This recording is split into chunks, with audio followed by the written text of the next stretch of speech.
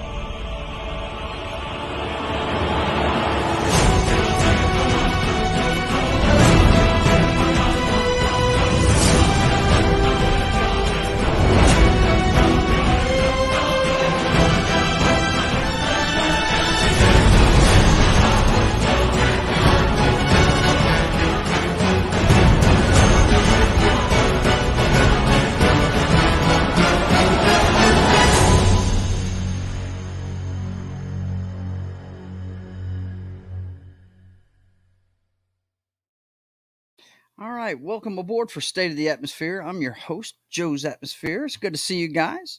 And as usual, I've got my crew alongside me, starting with Knock. How you doing up there on the East Coast, buddy? Pretty good, pretty good. Gonna get ready for the long weekend. I'm taking a Monday off. And since my last Monday off sucked, I was like, I'm going to take another one. There you go. Yeah, because I had to take the car in to do an oil change and turned into my back tires having dry rot. So, Damn, bro. Yep. So I had to leave it for all day, so I didn't get home until like 5 o'clock that day. And Damn. I was like, The wife had to leave early today. As soon as she got off work, we had to unload her car because we had all the stuff from the craft show in there. And she had the same thing. She had to get new tires. She was seeing, radial steel belts on the side of her tire. So she had to go get some tires today. I feel for you, man. I feel for you. Also along for the ride is John Das Wolfen. How you doing, man? I'm doing good. Yeah. I know you're doing good. You got to see the Meg this week. I'm sure you enjoyed the hell out of that. Oh yeah, I saw that last Friday. Yeah, cool. And of course, we've got the best backup in the league, Small Time Republic. How you doing? Doing good. Well, doing good on the fact that the lead guitar player for one of my favorite bands passed away this afternoon. Yeah, Robbie Robertson. We will get into that. I've got an article for it. That is a bummer, no doubt about it. And we also have at the last minute, Jed is with us. What's going on, man? How you doing? What's up, brother? Oh, I know you ready for this one because we're gonna blow up Hollywood and start doing it ourselves, man. Mm-hmm. You know it, man. Okay, so alluding to what Matt was talking about, let me go ahead and find that real quick. Danny added this to my plethora of things earlier today. Apparently, hang on. I always have to look for it in something else real quick. Okay, there we go. Los Angeles Times will work. and I got to share it. Sorry, guys. This is kind of a last minute thing. It just popped up on the radar not too long ago. I think Danny sent this to me about an hour and a half ago. But the lead guitarist for the band, Robbie Robertson, driving force behind roots rock icons, the band, dies at age 80. Full life, no doubt. But this guy was pretty iconic. His death was confirmed by longtime manager Jared Levine. In a statement, Levine said that Robertson died in Los Angeles after a long illness. Robbie was surrounded by his family and at the time of his death, including his wife Janet, his ex-wife Dominique. Wow, he must have been a well-liked guy to have both of them there. Let's see, and Delphine's partner Kenny. He is also survived by his grandchildren, Angelic, Donovan, Dominic, Gabriel. Oh yeah, the names go on and on and on. Robertson recently completed his 14th film music project with frequent collaborator Martin Scorsese on Killers of the Flower Moon. That's the movie that my daughter worked on in Tulsa, Oklahoma. In lieu of flowers, the family asks that donations be made to the Six Nations of the Grand River to support New Woodland Culture Center. This guy was, he was iconic. The band, they're what were they? They were the late 60s, weren't they? I think. Something I mean, pretty much throughout the 60s and most of the 70s. Mm-hmm. They were Bob Dylan's backup band at one point. Yeah. And I believe they were his backup band when he went electric. So they were on the receiving end of a lot of hate. Right. During that time period. That was an iconic moment. I've seen that on more than one list of iconic moments in music history right there. When you have put down the acoustic and picked up an electric guitar doing folk music. Yeah.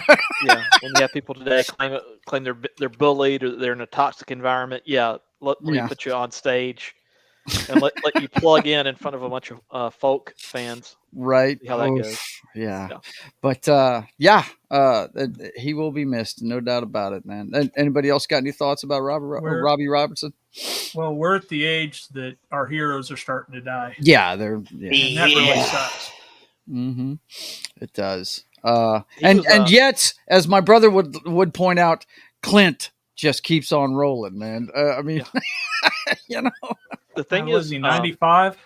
Yeah, he's got to be somewhere around that. It's. I think the last time I saw his age, it was 93. Somebody can look it up, but anyway, go ahead, Matt.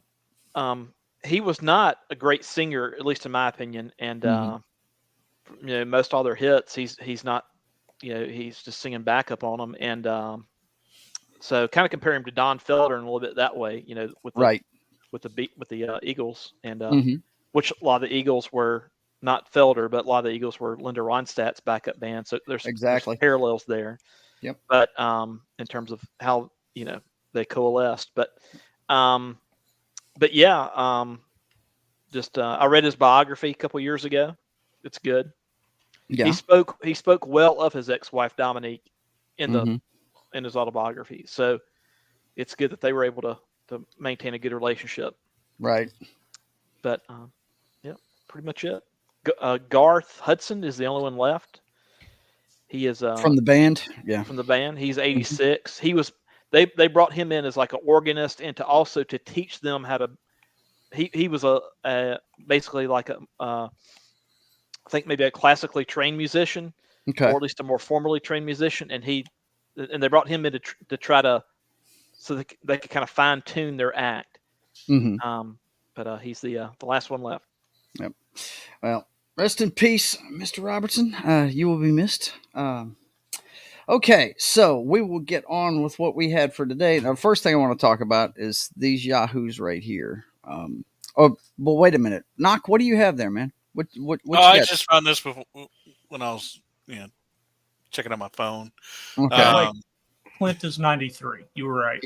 Yeah, that's what I thought. I thought the last time I checked it, he was 93. I figured since we were doing some entertainment bashing tonight, this was worth a mention. It's Okay. the Disney's price hikes coming this fall. Yep. Oh, nice. Didn't Yeah, see so that coming, huh? No. We got a Oh. nice Disney Plus will jump from $10.99 to $13.99, Jesus. and then the Yikes. Hulu's going from $14.99 to $17.99. That'll take place in October.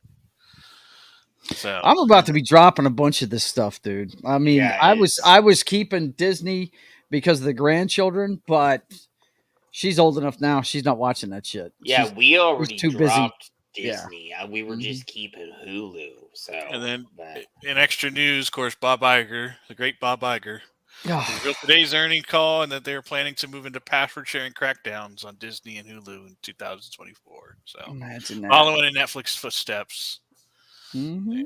they're gonna get their money. How nice. How nice of these guys, hey? Very nice. Very nice. oh, they don't They give a lost- fuck about me. They lost 12 million subscribers from their international, mostly India. Mhm. And while that's not a whole lot of money because they have like a different pricing scheme, Mhm. just when investors hear we lost 12 million subscribers, they're going to take that a little, Mhm. So, And they're about to lose a bunch more.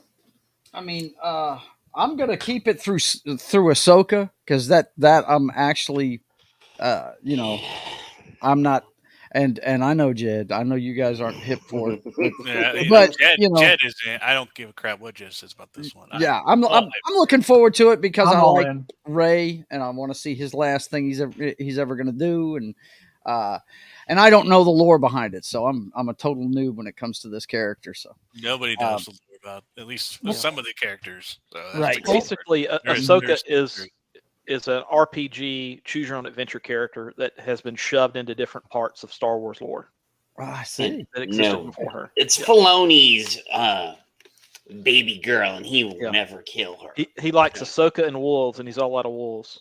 And he's all out of wolves. Yeah. Jed stole them all. Okay. Cool. All right. Oh, sorry, So- Jed, I wasn't thinking about that. Yeah. Right. Bastard took him from me. Yeah. But as soon as Ahsoka's done, I'm probably going to dump that because, dude, if they can't do any better than Secret Invasion for Marvel, then I just don't need to. You know, have that I still haven't made it past the first. I think I got to the third episode. I just haven't had any desire to watch it. and nor should Yeah. you. Like, I probably will. I meant to watch it last weekend. And I was like, I didn't. I forgot about it. No. It's Like- only 6 episodes. Go ahead and finish it, but you'll see what I'm Yeah. talking about by the It's end of like- it. It's it- like really there's just no why? desire there to watch Yeah. it. Mhm. It's like 6 episodes of pure bullshit. that you're It's like bored with. watching.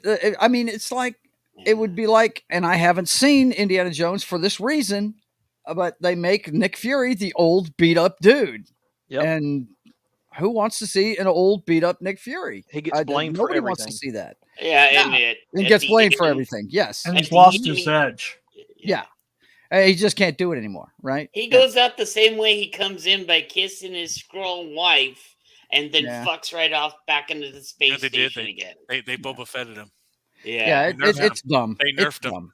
Yes, they did. They nerfed. If this was a video game, they nerfed him. That's They what nerfed Yeah, him, they no did. doubt. They They they nerfed nerfed the it. power set, didn't they? They Knock. nerfed- they Yeah, they nerfed- did. They nerfed Boba Fett, and they nerfed. They nerfed their best classes, and then they're It's- like, oh, And I don't in understand the why name of people aren't fairness. playing. What's the deal? I don't understand. I was a little surprised you put Gal Gadot on that list because she's the one destroying Snow White right now. So that's, Yeah, well, Yeah. it She's still doesn't hot, change the but, fact you know. that she's hot as fuck. I so, thought it you was know, Rachel. she's not going to be in my that movie. I'll tell you that much. I thought it was No. Rachel's son that was- Gal Gadot is the big bad in the Snow White movie, dude. Oh, yeah. so it's Rachel and Gal Gadot that are. Oh yeah, in that movie. it's yeah, absolutely. Oh fuck. Well, the that thing movie. is, and I know what you're talking about, Knock, because that I saw that interview. Of course, every time they sit down for an interview, they've got talking points that they're giving out, and they all sound the same every time. But she basically made a "woman don't need no man" reference while during the interview. Gal Gadot did, and I was like, "Oh man, really? You're just spewing the company line now? Come on, man! Don't Didn't do Rachel it, Gal." Zegler say something to the effect that she wants to be paid every time someone watches? Yeah, for every hour that it streams. Oh, she can go fucking. that movie ever streams, which it's not going to happen. It's going to bomb. So It's going to bomb badly. I'm sure she could get she could probably get that deal because it's not going to be worth much. Right? Yeah, I probably would take that deal if I was. Give her a nickel. Give her a nickel. It's going to be like that episode of Black Mirror, that new season where the chick they sold their soul to whatever Strawberry or whatever the hell it was called, and they tried to sue him and they couldn't because they used the likenesses of the celebrities. I've heard about Black Mirror. I've never watched the show. Oh, that first episode was just fucked up. This last season. But there's more people screwing up in Hollywood right now. We got this. Hollywood strike matches the 100-day mark of the last writer's strike in 2007, 2008. And it took them a good couple of years to bounce back from that, if you remember. It did. Yeah. TV late night comedy scribe Greg Iwinski, 38, was still only an aspiring writer when Hollywood writers held their landmark strike in 2007, 2008. But as he manned the picket lines Wednesday, the day the current strike hit the 100th day, matching the length of the previous one, he was keenly aware of all the history involved.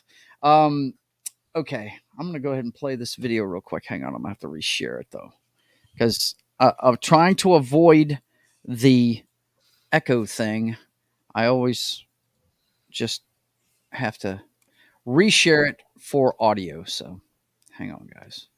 Let me get this up here. Okay, so get this back to the beginning and let it rip. Ariane Moyenne!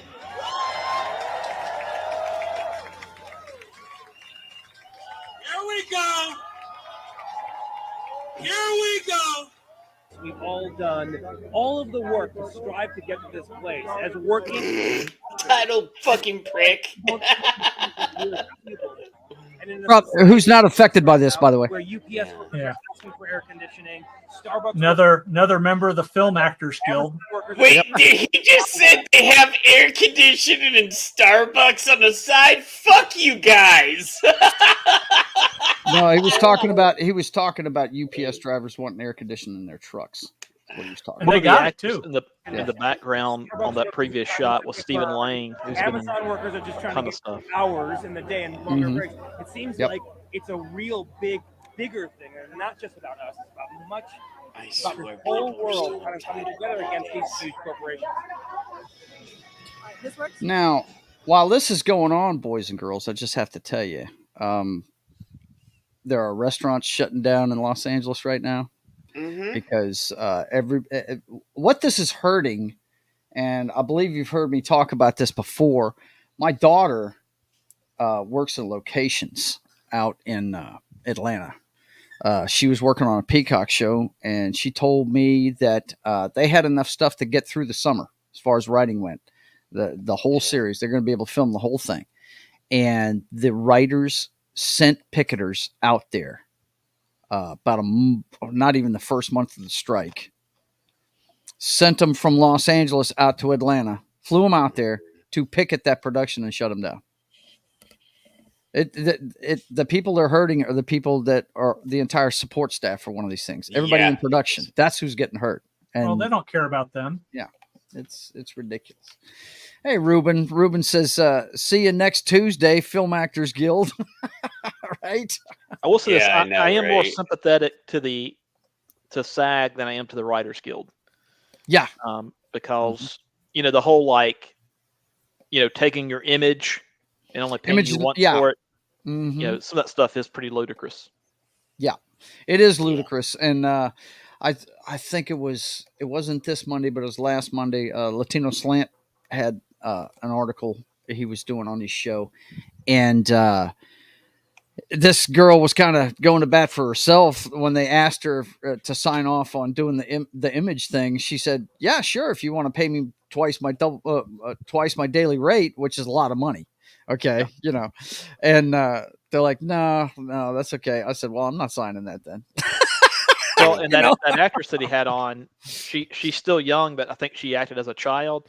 Mhm. So she's pretty hip to, the shenanigans that the different studios try to pull. Yeah. So Yeah. that was an interesting watch. Yeah, it was. It was a pretty good show. But Yep. I mean, that kind of thing right there, and they're worried about AI, which they should worry about AI, because you know what? AI would probably write a better movie than they've been fucking doing lately. These guys. Yep. I just yeah, I'm with you on the SAG thing. The working actors, they're like starving artists, man. They work for a long time for damn near nothing before if they even get a chance to make it. So But at the same time, if you're an actor, you almost have to look at it like you're a professional athlete, in the sense that your job could be taken away from you at any moment. It's a very high risk, high reward profession in a lot of cases. Well, the one Jed can speak to this, because he was producer for this guy for a while and took over his show. He's an actor. Matt Foulball Productions. He's a bartender. He's got a real job. He has to maintain one because he doesn't make money acting. He acts because he digs it. You know what I mean? That's what he wants to do long term. But he's got to pay the bills too. Yeah.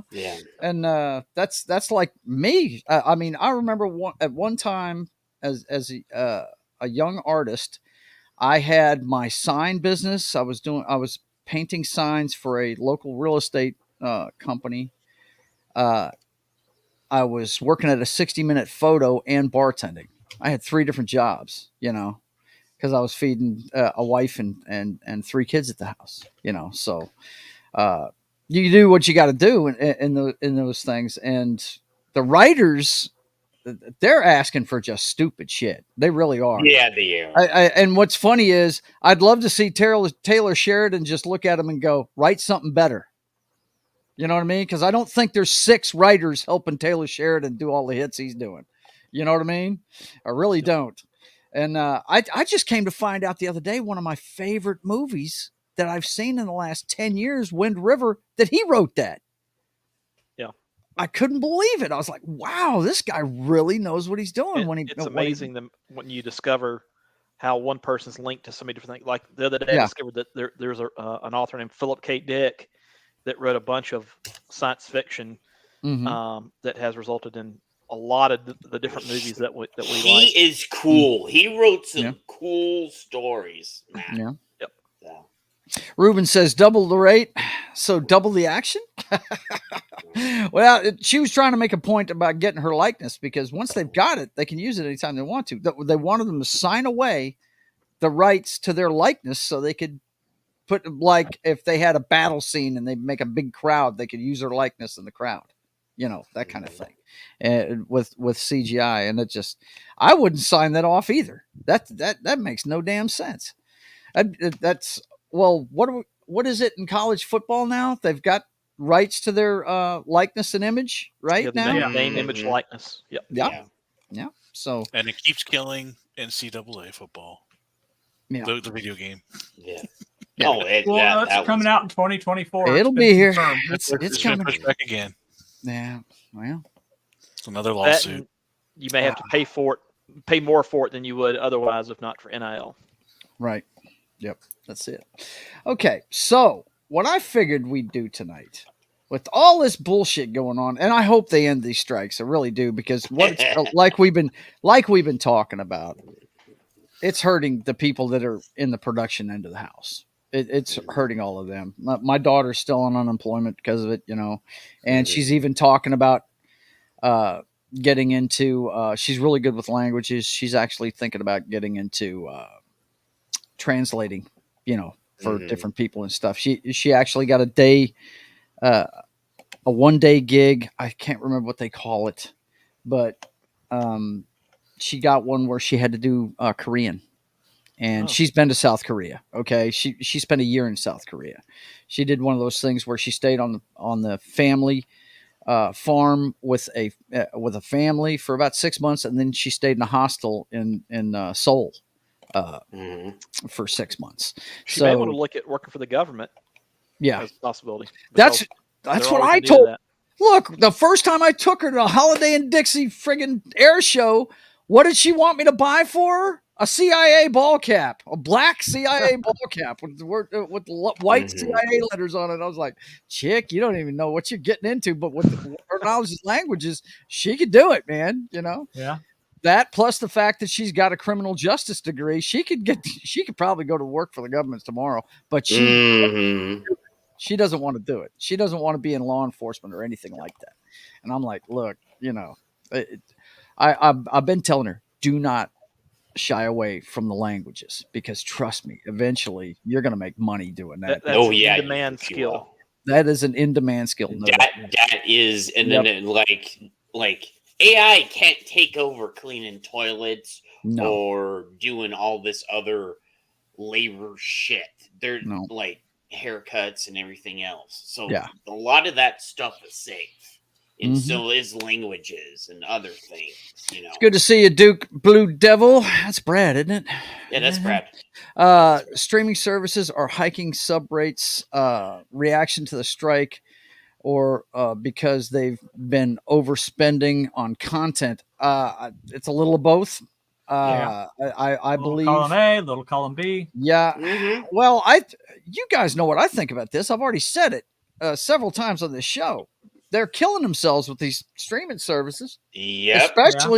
Especially where they make a bunch of money at the movie theater. Why are people going to go to the movies? Yeah. When all they have to do is wait a month and a half, and they can watch it on their fucking television. I wait like 2 or 3 weeks and then watch it online. Yeah. Spider-Verse is already out. Yeah. It's dumb. You want to talk about bad management. I don't know where these guys are getting their ideas from. The first ones that really mucked it up and it put them under. I don't care what anybody says. I know COVID was going on and everything, but this put them under. Warner Brothers doing the day and date release shit during COVID. That was stupid. That was just dumb. That was dumb. Completely dumb. Also, you know, CNN Plus. Who wants an app of? How dumb was that? Yeah, that makes no sense. I mean, just because you can make an app does not mean you need to think, do we need to make this app? No, you don't need to. Okay. Well, hell, CNN, when it comes to them, if they didn't have the airport contracts, they'd probably be off the air already. Good point. I mean, shit, they've got the airports on lockdown. But I think, you know, there's got to be something out there though, because we have to acknowledge that over this past weekend, that Barbie made over $1 billion. Yes, we do. Yes, we do.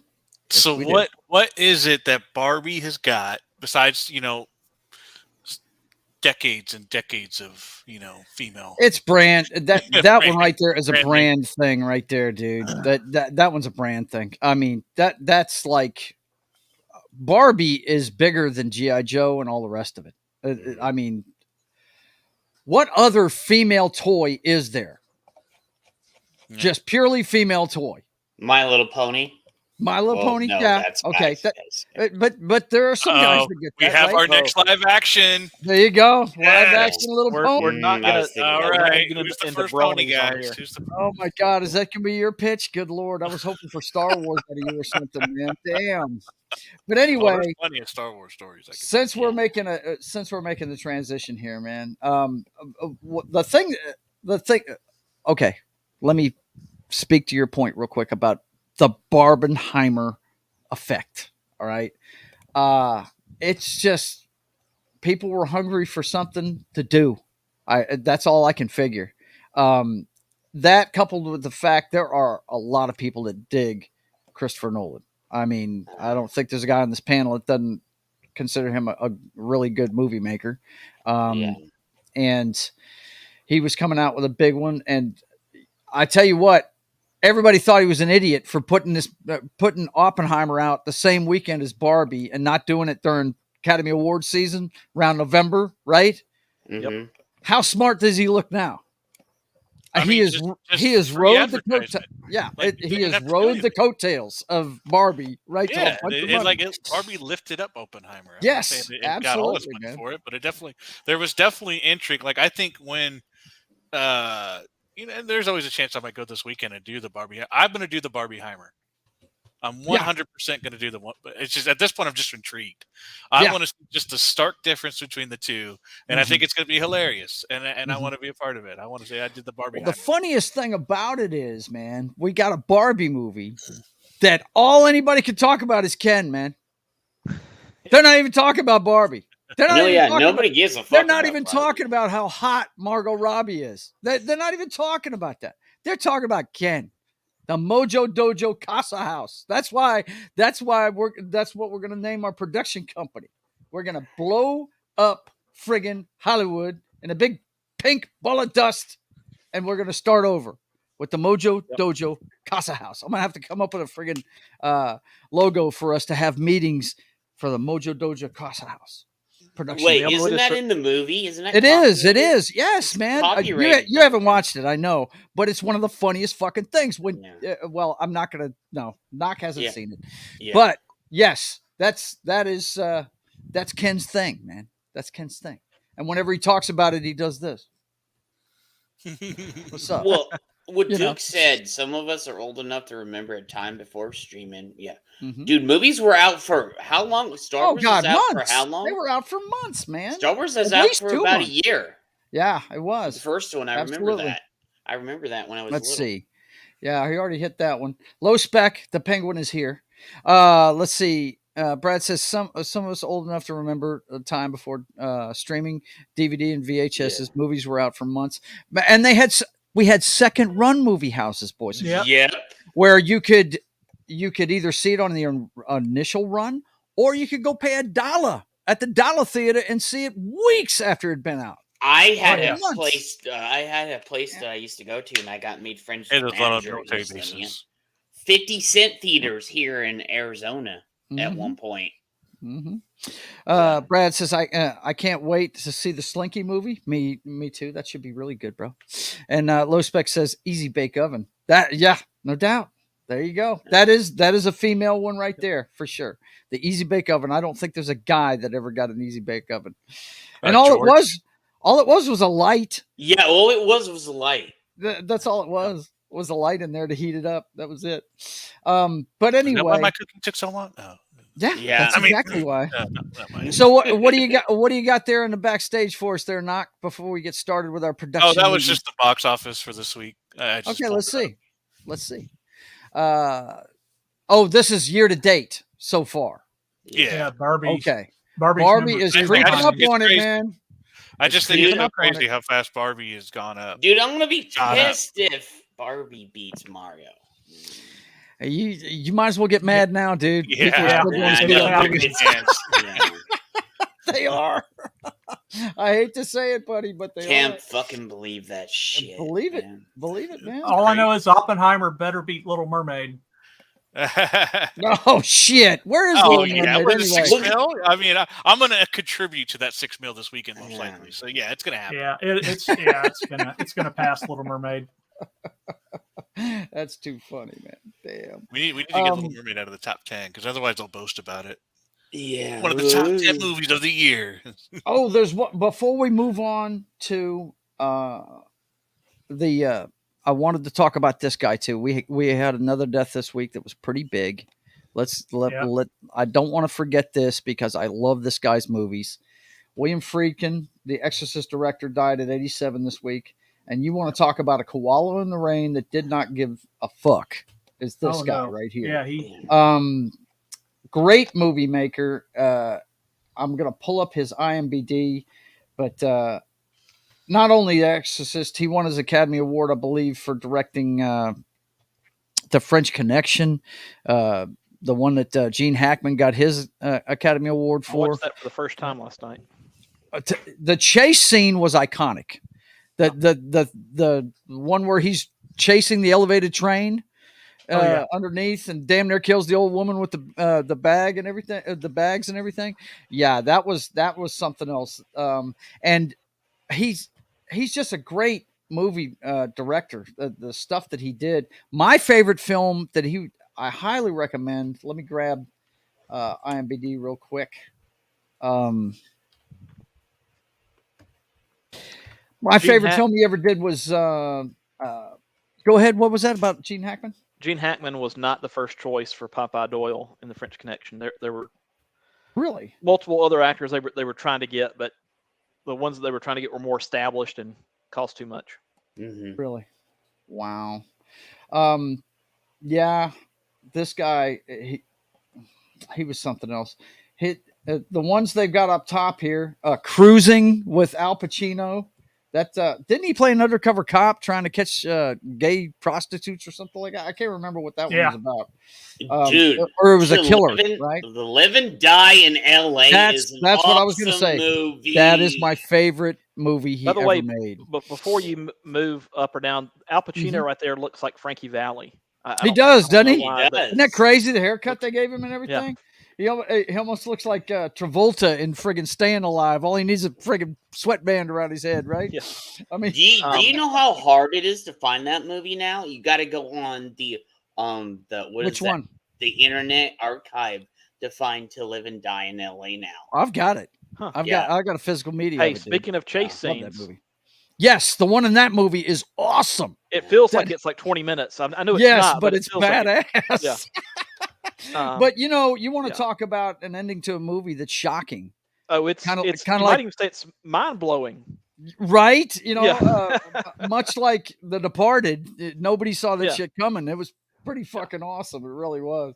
I love that one. And boys and girls, if you've never seen To Live and Die in LA, that's my favorite movie he ever made. Now, I saw The Exorcist when I was like 8 years old at a friend's house, and I had to walk my brother home. Or no, it was my cousin's house.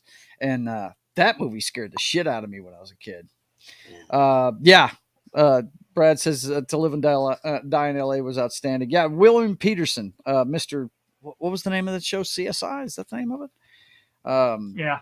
And but his two movies that I loved him before I even watched CSI was that one and Manhunter, the original Red Dragon movie, that Michael Mann made. Love that one too.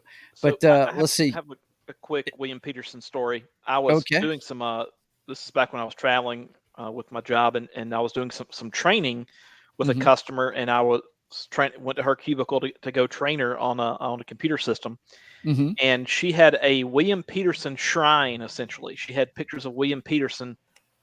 This is like maybe 15 years ago, 10 years ago, all around her desk, all throughout her office, probably 20 to 25 pictures of William Peterson. And I thought, that's a random celebrity to stalk, but hey, whatever floats your boat, lady. Whatever floats your boat, chick. Yeah, go whatever for it. floats your boat. On that there. But William Friedkin, I mean, who was it? I think it was Tom from Midnight's Edge was relaying a story earlier today about he was being interviewed, and they were talking about DVDs and how long they'd last. And apparently the interviewer said, well, what's the guy that did Platoon? Yeah. Oliver Stone said that they'd last a decade. And he's like, he's full of shit. How would he know that?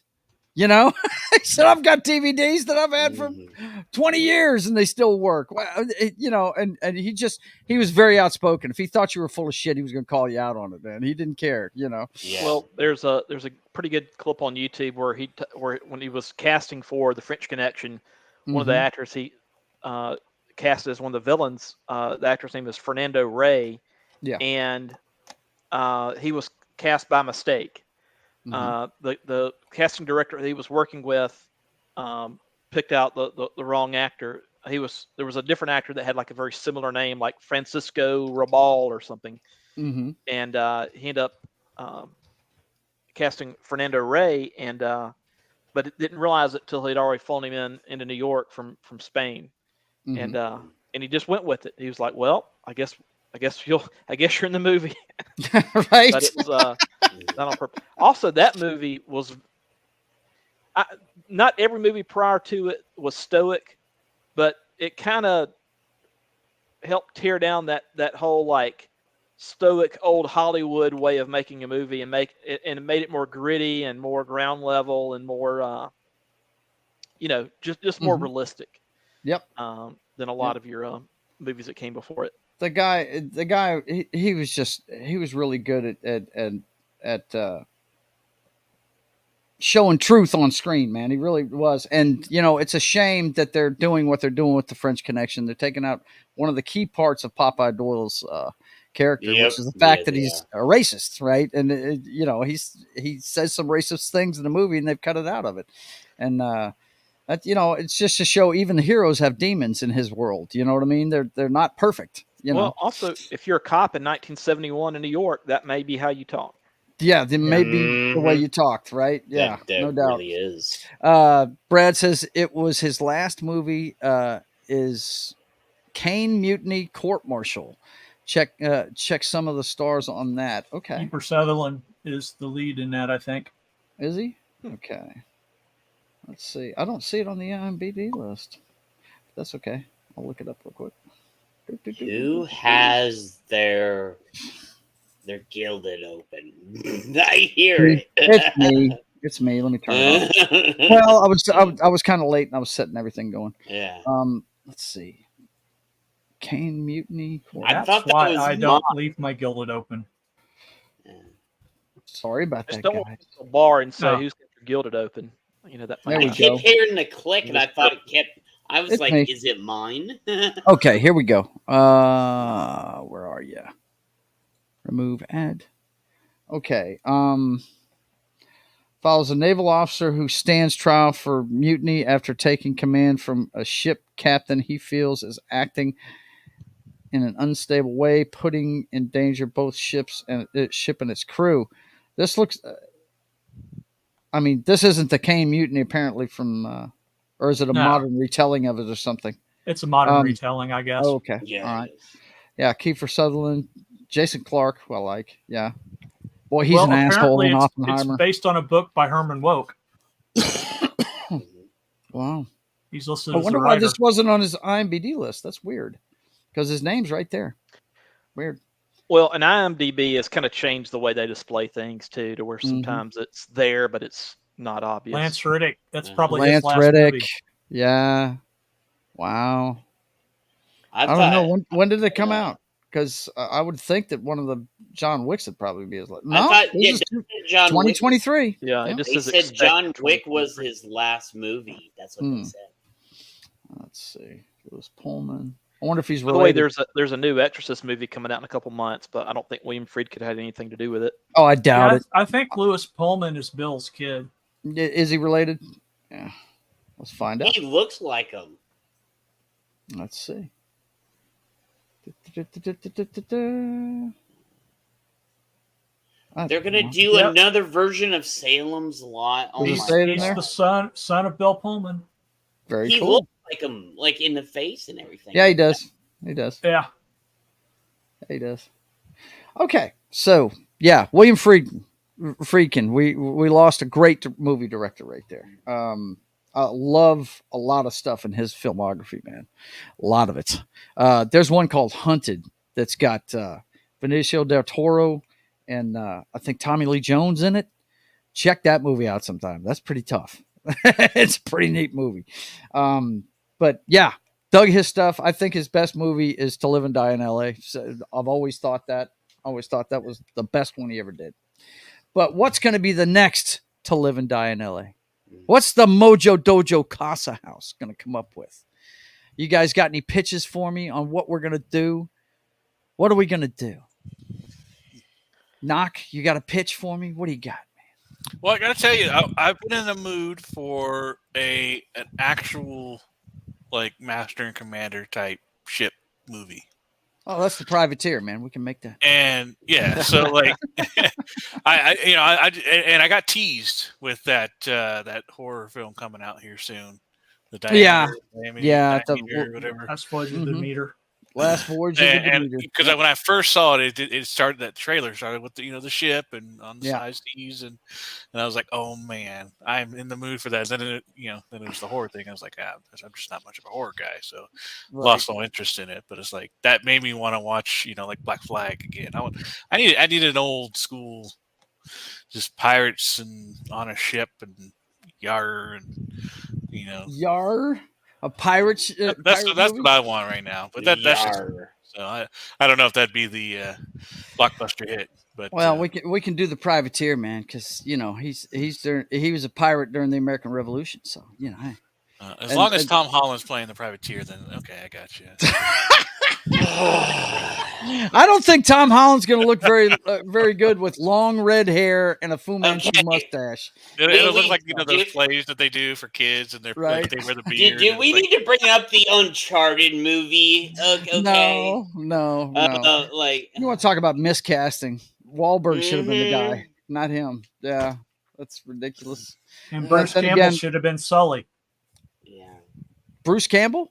Really? Yeah, he should have been Sully. I've never played Uncharted. Wouldn't know anything about it. That movie was one of the biggest miscasts ever. See, what can we? Yeah. What can we relate to Joe? What Sully would represent? What movie can we compare him to? Because Sully's he's the burnt out, treasure hunter. You know who they should have got to play Nathan in that movie? The guy that was on Firefly, that was the captain of the ship. Nathan Fillion. Oh, Nathan Fillion. Nathan Fillion should have played fucking him in I've heard Nathan Fillion's name come up so many times in so many conversations. I mean, how many Green Lantern fans have I heard say he should have played Hal Jordan? Well, he's the voice of Hal Jordan on the animated stuff. Yeah, he is. Really? On the OG animated series, he's the voice of Hal Jordan. Yeah. Him being I've heard people rave about weird. Firefly. Yeah. Firefly is so good. It is and good. that pissed me off. There was only one season, and the movie was like, I love the movie, but at the end, it pissed me off a little bit. Well, see, this is the deal. I didn't even know when we watched Firefly. First of all, I didn't see it in the theater. I watched it afterwards. Yeah. But me and Foxy watched it and loved that flick, man. I love the assassin in it and everything, man. I thought it was great. Yeah, Serenity. That's the Serenity is the name of the movie, and that little girl that they're protecting in it and everything. She ended up being on Sarah Connor Chronicles. She was the Terminator in it. Yeah. But the thing was that, and it's just proof to me that it was a good story because I didn't even know it came from a TV show, and I watched the TV show post Serenity and enjoyed it, but it didn't diminish. I love that movie. I think it's awesome. I think that movie's fantastic, man. And I think, it's a credit to the fact that they had such a great cast of characters together on that show. It was like, it was kind of like Star Wars, but more if Han Solo was the main character of Star Wars. You know what I mean? A smuggler type character was the main character, I thought it was very cool, man. I definitely dug it. And I love the guy. I never can pronounce that guy's name. I'm not even going to try it because I'll be tongue-tied as hell. But the guy that plays the assassin in that movie just knocked it out of the park. Yeah, he's fantastic. Love the guy. And I'm sorry, brother, if you're out there watching this on a replay or something, I just can't pronounce your name. I can't do it. Peak Sci-Fi Channel for me was Friday night. 7 o'clock you'd have Firefly, 8 o'clock you'd have Stargate SG-1, and then the next show would be Stargate Atlantis. Dude, your that night was set.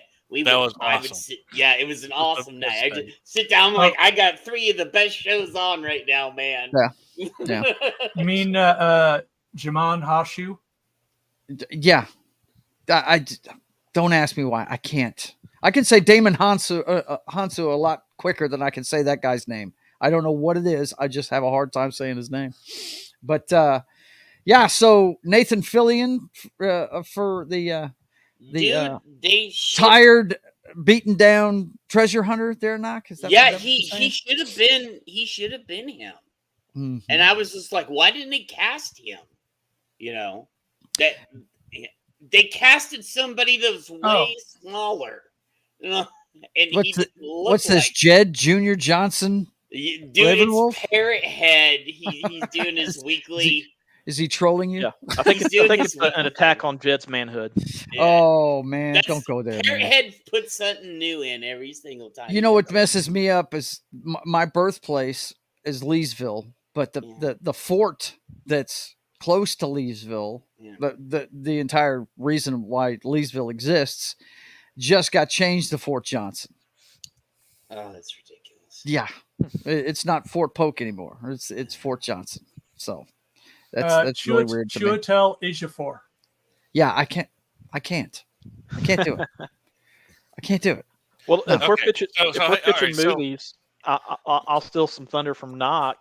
How about a Darth Bane movie? There you go. Oh, yeah, but they would screw it up. So Yeah, it probably gets No. What do you mean they? We are doing this, sir. Oh, No. I don't want to hear they. Okay. I don't want to hear they. Okay. Knock over there is telling you Bane would work. Oh, Right there. Bane would work. I'd be awesome movie, and I would want to see that. Now, does Darth who we cast Darth as Bane? Bane? I was thinking about the Okay, Rock. first of all, throw that avatar back up there one more time so I can take a look at this Rock, guy. Wait, I'm sorry, hit the wrong button. Displace me, bro. Hell, No. he's like, I'm just gonna get rid of him. I got you. That's what this guy looks like. Now, what's funny is he basically doesn't Darth actually- Vader with his helmet off. He Okay. doesn't actually have a dual wield lightsaber, which is kind of funny. I don't know why that picture has one, but he has more of like a Count Dooku style blade. Gotcha. It's got that hook on the end. Yeah. Well, he looks like a towering figure. Yep. Bald, however. Either that or so maybe actor the would guy have to that look was good bald. in the Reacher show on Amazon. Whoever that actor Oh, is. good God, man! Yeah, that guy. Is it now? Bane, Darth Bane is a tall guy. Like This guy we're talking about is tall. Yeah, Have that's you what not I'm seen saying, like, Reaper? we can't have Tom Cruise, being Darth Bane. It's No. Now that would be epic. We can't make that mistake. We cannot make that mistake. So- Let me see here. Reacher. Cruise would be better for something else than that. The guy may be too thick. I mean, that guy doesn't look thick right there. He might be tall, but the guy that plays Reacher is. You need somebody that's tall and thick. Bane's a Yeah, big boy. because Bane, Well, Bane spent his That's entire, this guy right here. Let me tell you. Hang on.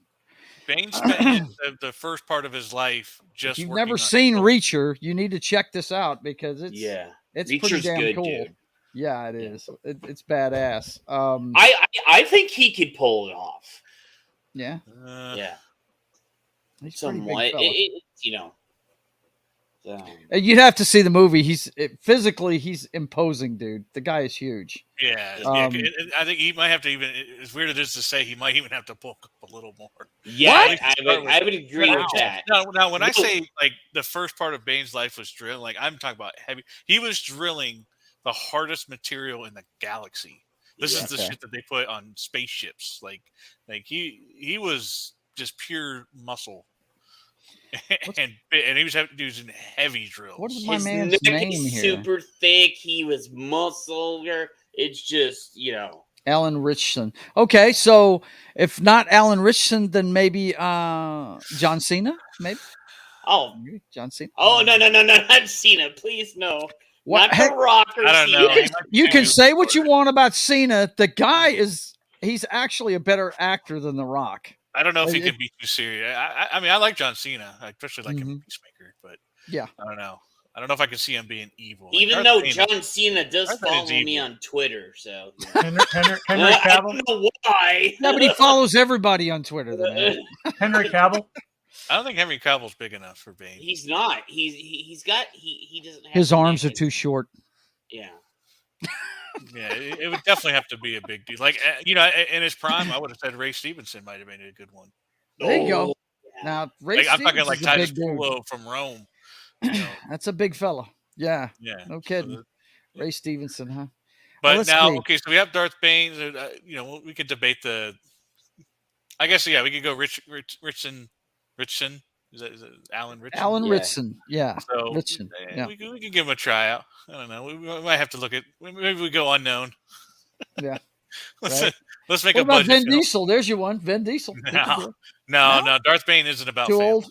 Too old. Murder. Did But, you you see know. what Wolverine said? No, what's he talking about? Let's see. He said Cena unfollowed me on Twitter because of a China meme I did of him. Oh no! You messed with him about apologizing for the his comments on Taiwan. Yeah. Yeah. Oh man, too much, dude. He had to know he was gonna get shit for that. You know he did. Let's see. Wheel of Snakes says, "Hey everyone. Also, I watched V. Both the miniseries was great stuff. Yes, that's awesome. Yeah, I'm actually, guys. For those who haven't seen it, I'm trying to figure out the day I'm going to do it. I'm going to take out a page out of Polly's book, and I'm going to do a watch along on Zoom. I don't have a Zoom account where I can keep it open the whole time, but we can always redo it. Zoom is so bad. I know it's bad, but I mean, I got to do something to show it off of YouTube. You know what I mean? Okay, so we can either do it. I know how to set that up, Joe. I already done. Okay, all right. Remember, if you go back in the archivist, we did a bunch of them. So no, yeah. Okay. Well, I'll talk to you afterwards then. Yeah, talk to me. We'll get it figured out. If you got a better way than Zoom, that's good, because I think without an account, you can only go like 50 minutes, and then they make you redo it. And Zoom's terrible. It is terrible. It is. So, but getting back to the subject at hand, what other characters would be in the Bane story? So we need a Darth Zena, and this spans from. I need visuals here, sir. If you want me to cast, I need visuals. I've thought of a Darth Zena. Okay. Possibly. Okay, Darth Zena is her name. Okay. Anna Taylor-Joy. Anna Taylor-Joy. I'll pull up that one.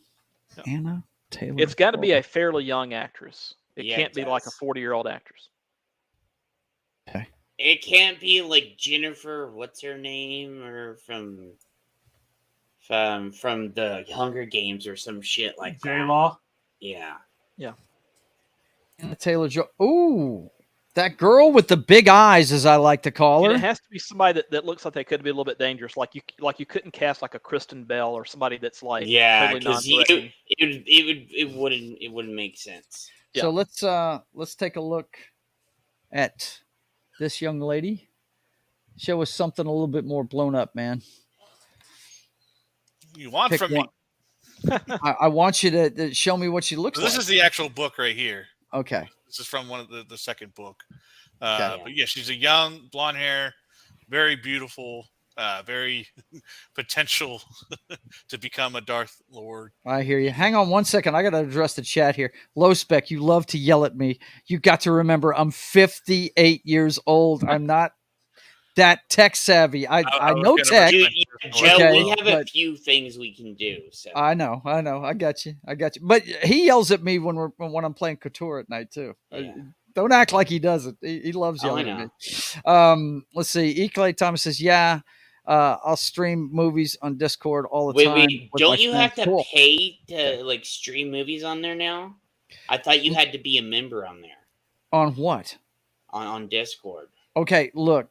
Listen to me. I've got a way around that. I may not be the most tech savvy guy, but I have got my friggin' PS3 rigged up to where I can bypass all that shit. So you just tell me where we're going to show it, and I'll show it. Okay. No doubt. He's laughing. Of course he is. So you're like when Elon Musk challenged Zuckerberg, and Zuckerberg just replied, "Send location." Yeah, send location.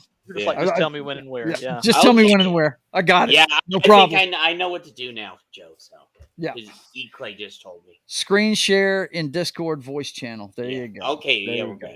Only for 1080p. Yeah, I'd be using a PS3 to bypass a bunch of that licensing shit. So no big. But anyway, so this is Darth Zena. Is that how you pronounce it? Who knows? Nobody's heard it. Huh? Nobody's heard it out loud. It's a book. No. Okay. It's a book. Pronounce it however you wish. Okay. Xanadu? Darth Xanadu? But anyway, so she's blonde. She's got a Darth Maul type staff lightsaber. And the one that Matt suggested, but they're shorter because she was short. Okay. So she was more of a defensive fighter, where she basically created a impenetrable wall in front of her with that lightsaber bubble. I should say with her lightsaber, and hers was more deflecting and defense until the enemy made a weakness, and then she stepped forward. Okay. So what about Tom Hardy for Darth Bane? Hang on, let's finish this one real quick. Let's finish this one real quick. Hang on. Tom Hardy is a good choice. Yep. This is the guy, the girl that Anna Taylor-Joy. I call her the girl with the big eyes. But let me let's get something a little better here. Hang on. She kind of has the same eyes as the Dude, she would look good. Definitely got to have them high cheekbones for sure. She's got high cheekbones, no doubt about it. Let's see. There we go. And images. Where is the images? Okay. There we go. That's her right there. Yeah, she would be a good fit. Yep. Wow. Yeah. That looks like what you're looking for there, Big Daddy. So you got that one. Anna Taylor-Joy. The only thing look no further. I would have is she may be a little too tall for the role but that's the only nitpick. But okay. It's never been in live action before. Was tall for Wolverine. I was going to say, everybody was bitching about Hugh Jackman whenever he got cast. And he's like the best Wolverine ever. Right. He owns the role, no doubt about it. So I had another idea that I've been kicking around. So you call the movie Special Features. In basic, it's a comedy, and you have to be very crafty when you write it. But basically, you know how like DVDs have special features and things, deleted scenes, that kind of thing. It's a movie with a bunch of things that appear to be non sequiturs, where they're like special features from non-existent movies, 5-10 minute scenes. But they're about an hour in, you realize there's like a through line between all these. It's Kentucky Fried Movie. Yeah, it is. Basically. Yes. Yeah. Or it's Amazon Women on the Moon. There you go. That's awesome. That's awesome. But you call it special features. Yeah, special features. Gotcha. I need to be writing this down. Amazon Women on the Moon was fucking awesome. Amazon Women on the Moon. I have never seen it. I've heard about it. Here, let me get the trailer for you, Joe. Go for it, man. Pull it up. But look, give me the URL and throw it in the private chat. Okay. That way I can throw it through our trailer watching gear over here.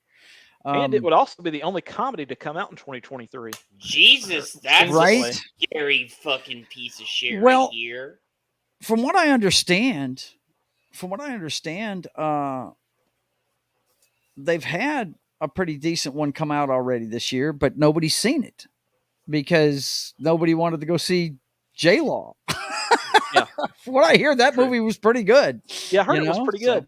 I've been waiting for it to come out so I can see it. It's out. Yeah. I also think as a country, we've lost our sense of humor to an extent. I have it. And everybody takes everything so seriously. Yeah, I know they do. Everybody treats every occurrence like it's Armageddon. Yeah. Mm-hmm. No hard feelings is out. No, I want to see it on HD on my stuff. So. Mm-hmm. It's in theater still. This is an HD.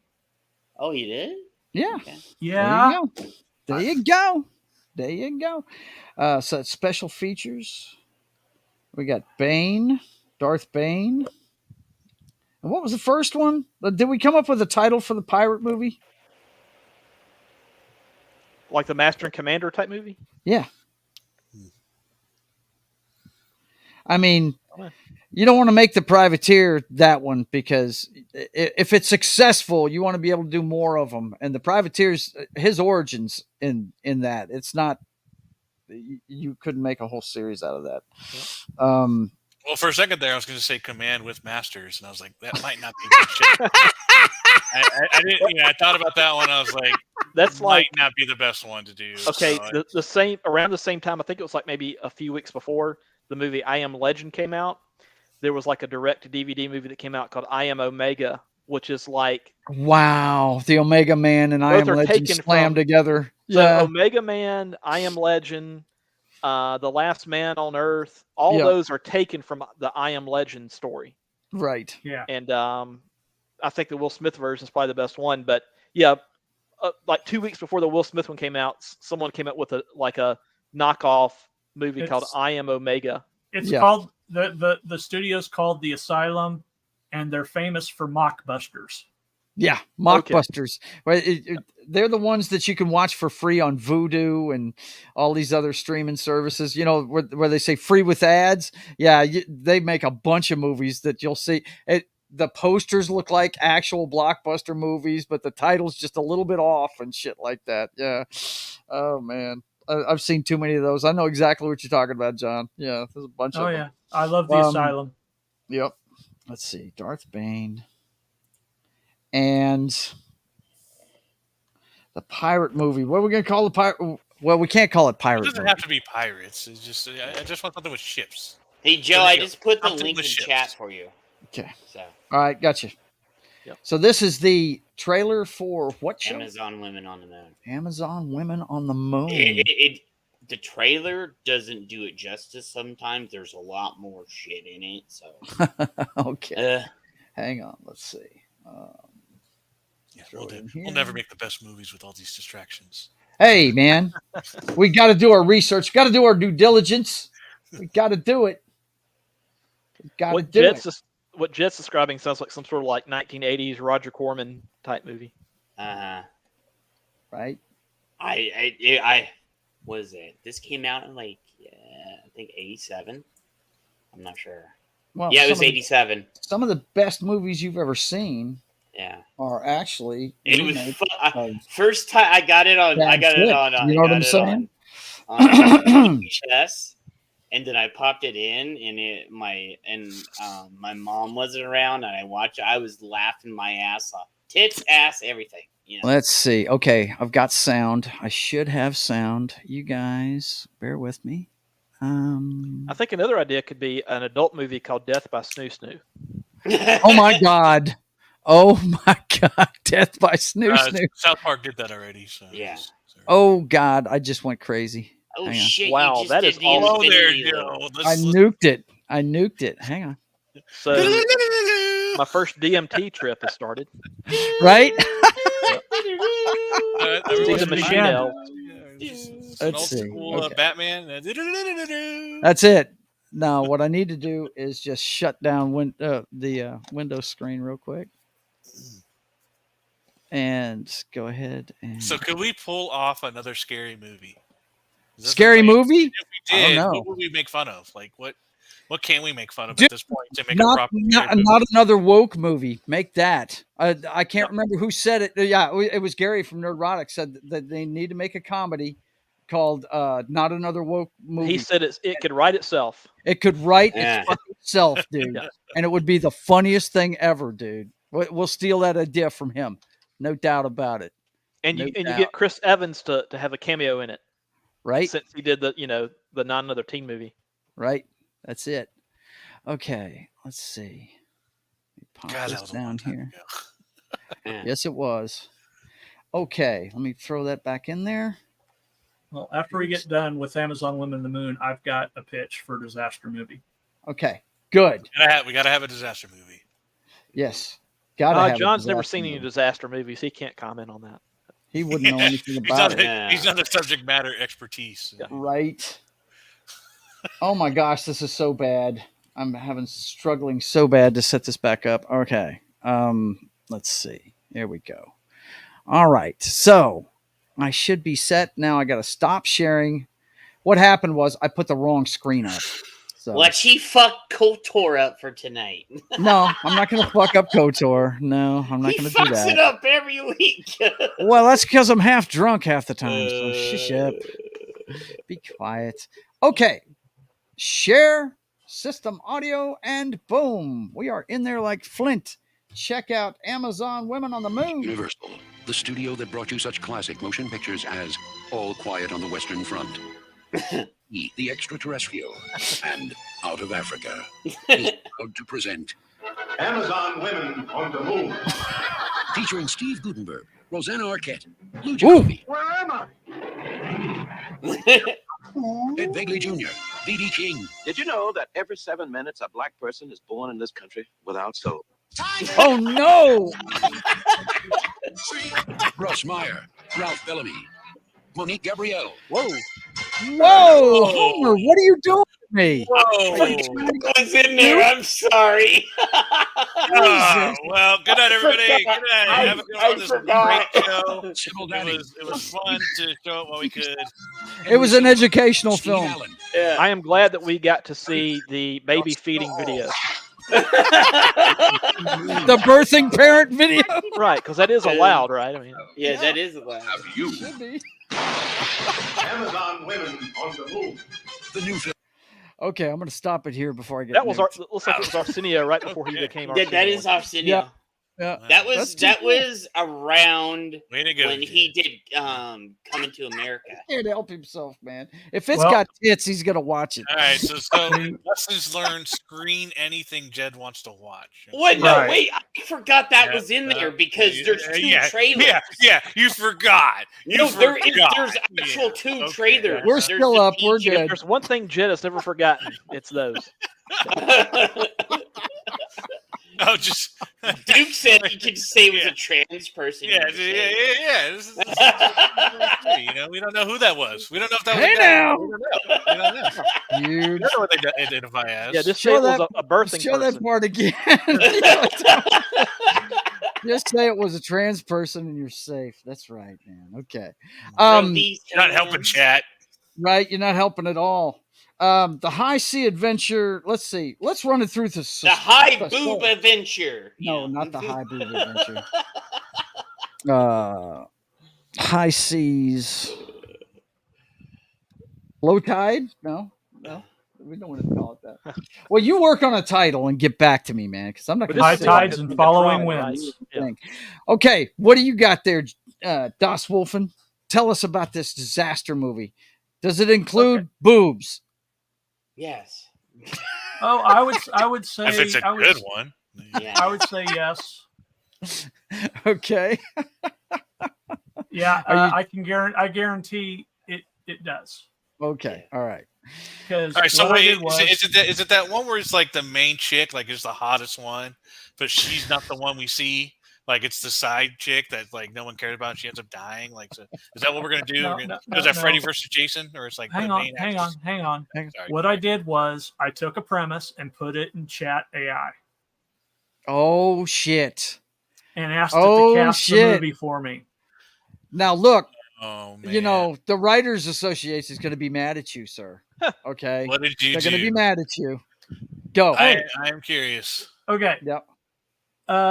In this epic disaster movie, the sun unexpectedly becomes unstable and threatens to go nova. Humanity faces an impending apocalypse. Governments and space agencies around the world unite to develop a desperate plan to save a portion of the population by fleeing the solar system. Okay. Here's the cast and characters it came up with. Dr. Alex Turner, a brilliant astrophysicist played by Matthew McConaughey. Whoa, an astrophysicist played by what's his tagline? All right. Yeah, we got a plan. All right. We got a plan. Oh, he's a better actor than that. I understand, but that's the captain of the ship. I like his car commercials too. Yeah. Captain Laura Martinez is played by Gina Rodriguez. Gina Rodriguez. Okay. Dude, she's in Fast and Furious, dude. Don't even know who it is. Let's see. No, she's not in Fast and Furious. Oh, wait. What was I thinking? Oh, she's cute though. Whoa, hang on now. Oh, okay. Hang on now. Yeah, she is cute. Well, she's the one cute. in it was the store thingy. The store thingies. I like a show. I'm trying to think what she was in. I like it. I like her. She's cute. I like her. Oh wait, that wasn't the one I was thinking about. Okay. You're thinking of Michelle Rodriguez. Yeah. See, they got the same last name. So. Gina Rodriguez is who we got as the doctor. Huh? Okay. No, she's the ship captain. She's the ship captain. Okay. Yeah. This already sounds like you know what it sounds like? It sounds like a segment on another woke movie. That's what it sounds like to me. Could be wrong. Go ahead. Dr. Emily Thompson, who's a young passionate astronomer who helps decipher critical data. You sure this isn't Barbie too? Okay. Emma Watson. Emma Watson. Emma Watson. Okay. Well, She's the problem is you said Young and Emma Watson in the same sentence, and that's not applicable. And that's not happening these days. She's only in her 30s. Yeah, Well, but have you seen her? Oh, yeah. She's not looking that great. Maybe really I shouldn't not. be so shallow, but yeah, not yeah. I haven't seen her lately, but Keep in mind the AI. It doesn't look like this cast anymore. this. No. Let's see if we've got some today. Oh, you missed 2023. That ain't today. The cut That's hair. the Today Show, right? 2023. Yeah. She's not looking bad. Well, and Google's trying not to recommend that one image that's bad. Yeah. Oh, you mean the really good image? It was what it was is she was signing autographs, and it was a video, and it made her look really, really old. Yeah. It was bad. It was like 50. Like 50 old, and she's not even that old. Bing. He's not using Google. Yeah. I don't use Google except for streaming. General David Harris, the military leader who's tasked with keeping order during the crisis as they go through the population to pick who's going to go and stuff. Mm-hmm. Liam Neeson. Liam Neeson's going to decide the fate of the human race. Well, he's keeping order. He's keeping order. He's keeping order. The president, Valerie Parker, is played by Viola Davis. Viola Davis is the. Oh Lord. We're all fucked. What are you talking about? Go ahead. Keep going. The engineer, Dr. Shiro Tanaka, is played by Ken Watanabe. Imagine that. Huh. The second in command of the ship is played by Diego Luna. Okay. Dr. Maria Rodriguez. I'm listening. Is a brilliant biologist who plays a key role in the survival plan. Selma Hayek. Oh, Diego Luna's that's Andor. Yeah. That's the dude from Andor. That's the main character of Andor. Did you say Hynek? I may have a video you might want. Selma Hayek. Oh yeah, you know the Selma Hayek. Yeah. And talk about looking good at that age. Yes, absolutely. Yeah.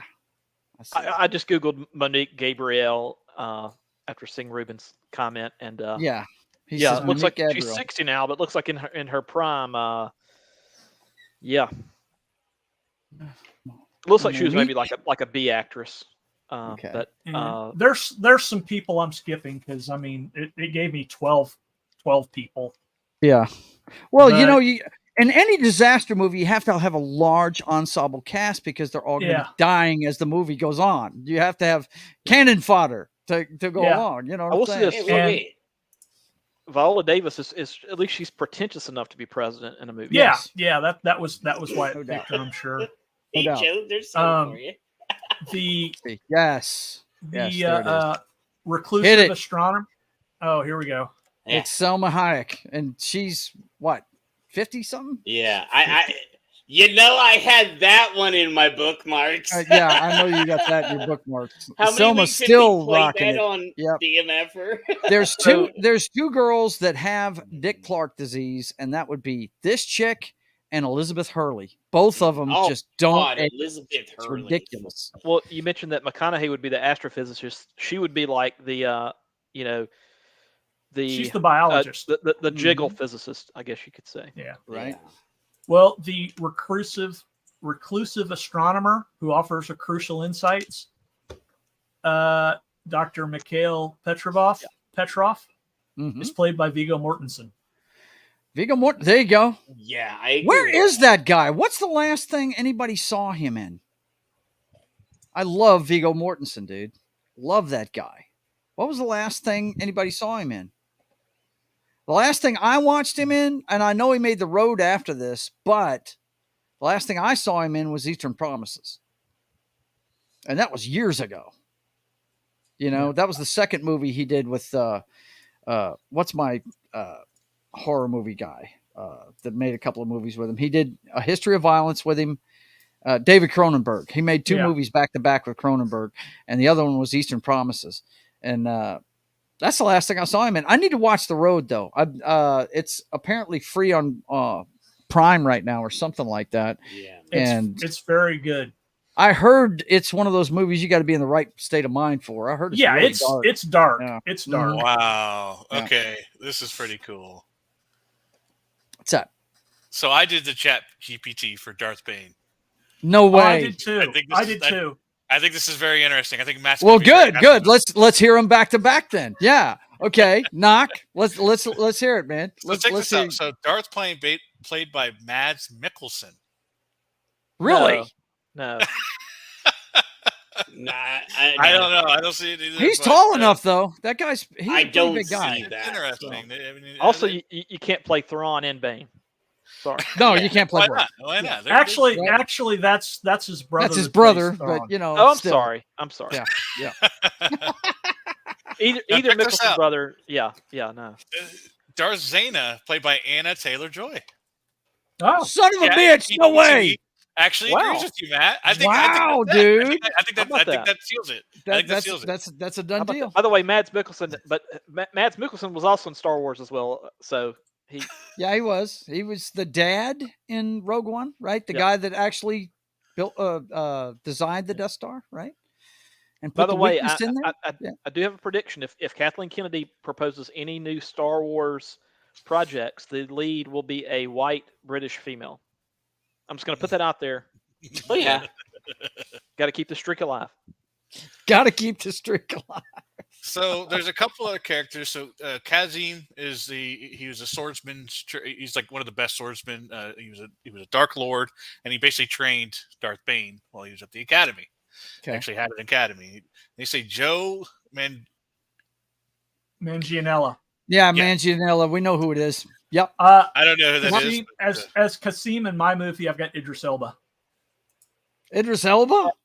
I have him too, but they have him as Ram Koda, who is one Ram of the Koda? Idris Elba is Ram Koda? That's a race swap. He's one of the Jedis that fought against Bane and lost. But yeah. Yep. I bet you Ram Koda's in my favorite Star Wars video game. I'm having him recast it. Yeah. I bet you didn't see that Ram Koda casting coming. No, I did not. Because he's blind. Yeah. Oh, I didn't see it at all. Now they have one called Githany. Githany was a Jedi who turned to the dark side, and she was a very, very beautiful woman, a very seductive woman. And they put Eva Green for That's who I've got, Eva Green. And I got Eva Green if you want to pop her up That's there. right, Wolverine. Hang on one second. Viggo Mortensen was in that movie about the soccer kids that got stuck in the cave, and I think that was a straight to streaming movie though. I think on Prime, wasn't it? I think. Yeah, because that was during the pandemic. Yeah.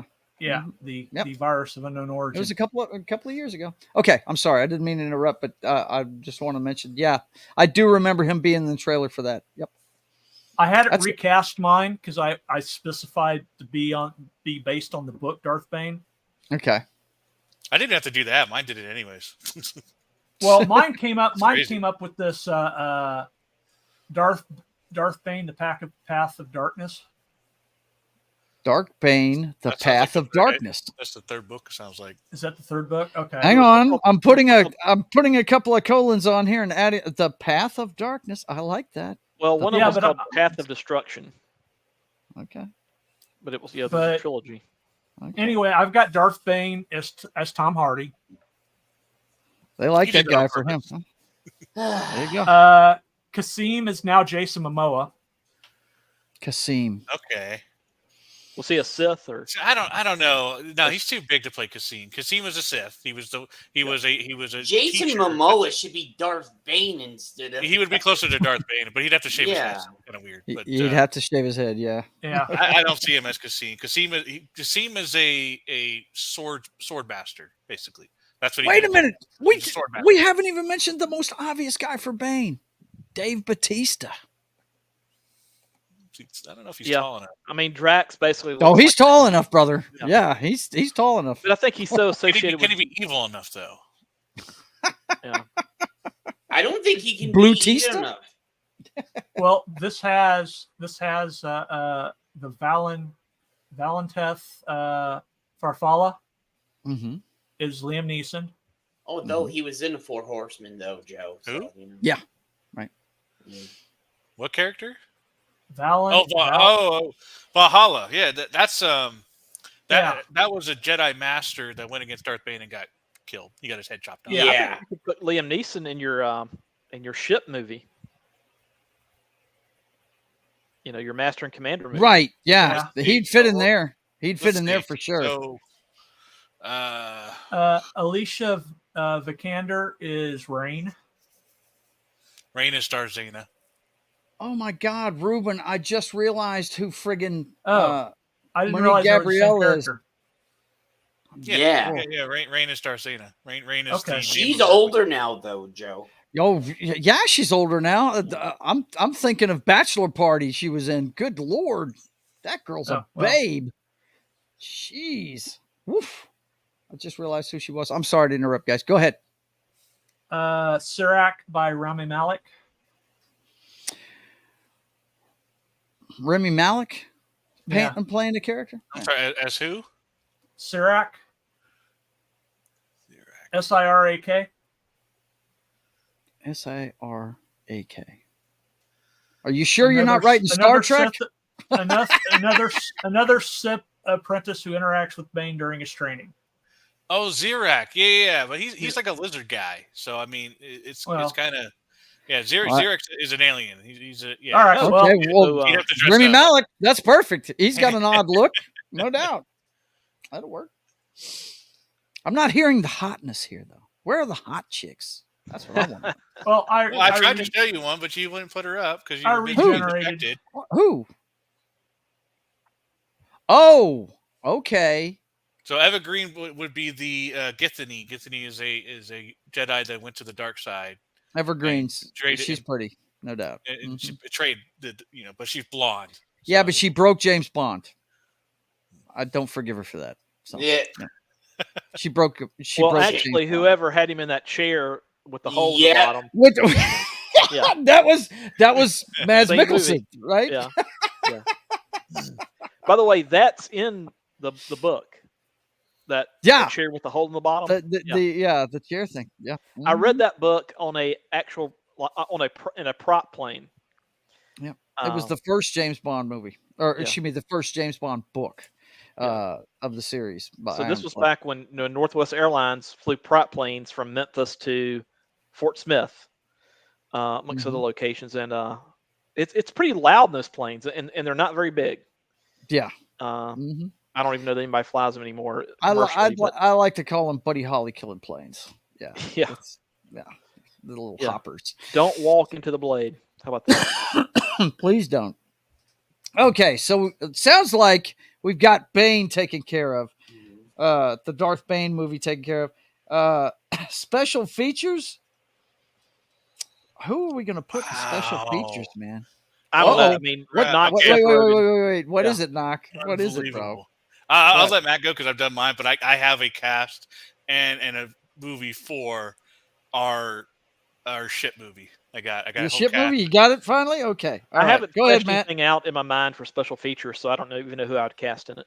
Okay, all right. Maybe, go ahead. Maybe like John Hamm doing something because I think he's underrated. Comedic. John Hamm, he is very underrated. That guy needs to be in more stuff, no doubt. All right, so here's the premise that I wrote: cast a movie about British ship in the 1900s daily life against the French. Okay, yeah, basically, right. Man. That's the big sea war right there. So the title is called Sales of Rivalry. Okay, Sales. I like it. I like that name. I think it's great. I think it's a great title. Rivalry? Yeah, Sales of Rivalry. Okay. Director, Christopher Nolan. You typed that in yourself. I know you did. I hear you. I'm screen sharing with you right now. You can see exactly what I typed in. Okay. All right. So the sound editing will be off. Right? Yeah. The waves crashing against the ship. It's going to drown everything else be out. like 5 minutes later on. And since the sound will be really low, too, so you can't hear anybody spoiling, talk. Joe. Turn it off. Well, I'm sorry. Since it's Nolan, you'll have Jeremy from Geeks and Gamers, you have to go see Sales of Rivalry. You have to go see it. Sales of Rivalry. No, how bad? No matter here's how bad that movie is. justification. All right, production notes. Christopher Nolan is known for his ability to weave intricate narratives and create immersive worlds. His direction would bring a sense of tension and realism to the naval drama. Wow. Okay. So here we go. Captain Richard Wentworth, played by Benedict Cumberbatch. Oh my God. There's going to be Cumberbum? What? Yeah. Lieutenant Eleanor Thornton, Keira Knightley. Oh, yeah. Well, Keira I'm Knightley down. back on the I'm ship. watching that movie then. That is one of... She's top 5 to me. She knows her way around the that ship. girl. Admiral Yes, Charles, she does. Admiral Charles Beaumont, Michael Fassbender. I'm not sure. Okay. Cumberbatch and I'm Fassbender good. in the same movie? I'm Get good out with of that. town. Oh, You know what man. happens Magneto? if you, Hell yeah. I'm down let me for interrupt that. real quick. If you combine Fassbender's legs and Cavill's arms, you know what you get. You get Danny DeVito. Petty Officer Samuel Turner, Tom Hardy. You know whose name I don't hear coming out of your mouth? Oh, look at Evan Green is it? But GPT likes Evan Green. Evan Green's in this one as well. Evergreen. Lieutenant. Oh, Lieutenant Commander Robert Anderson, Hugh Jackman. Oh my God. Too much. I don't hear Spider-Man's name coming out of your mouth though. Yeah, he hasn't been picked yet. Nope. The I don't hear film it. follows the crew of a British ship that as it navigates the challenges of life on board during the tense rivalry with the French Navy. Captain Wentworth is a stern but respected leader, while Lieutenant Eleanor Thornton proves herself as a capable officer despite the gender norms of the era. The gender norms of the era? Fuck that bullshit right now. What are you teaching this thing, man? Look, fuck that bullshit right now, bro. We don't want that The gender crew's unity is bullshit. tested as they engage in intense sea battles and face personal dilemmas. Meanwhile, on the French side, Commander Joaquin Dubois is determined. Who plays him? plays Dubois is Dubois? Vincent Castle. Who? Vincent Cassell? Cassell? Vincent Cassell. Yeah, he was. I think he was in Mad Men. I think he played Pete in Mad Men. If you may Okay. have watched that. All right. I can see him being a evil French guy. Well, not evil, Well, but- Oh, hell yeah. But we know how That modern guy's the way great, modern man. Hollywood He's been in a works. bunch of stuff. You'd have Leslie Jones with a French accent saying, "Give me that wheel." That's what would happen. He is determined to outwit his British counterparts as the rival ships clash and alliances shifts. Loyalties are challenged, and the characters must confront the true cost of their actions. Wow, man. All right, I'm all for it. Dude, the first thing on Okay. here, 1627 France. Hang on a second. This guy, Cassell, first thing on here. Hang on. Let me pull it back. First thing I see is what? this? It's a Oh. trailer for some flick he was in or something. Okay. Yeah. So yeah, And I he's stand in a big ass tri-cornered hat and all this shit in France. Some bitch. I stand corrected when you said Vincent Castle. I was thinking of there's the actor Vincent Kartheiser that I was thinking of. Okay. Yep. Yeah, look at the hats and shit, man. It's like That, a must be- kind of deal. that looks like a friggin' Musketeers movie is what it looks like. I wrote your movie Oh, yeah? and picked a director and a cast. Uh-oh. We're still on the sailing. Yep, The- it's called Tides of okay. Pursuit. Tides It's an of epic- Pursuit? Is an epic adventure set during the Age of Sail, centered around a British pirate hunter's relentless pursuit of a notorious pirate captain.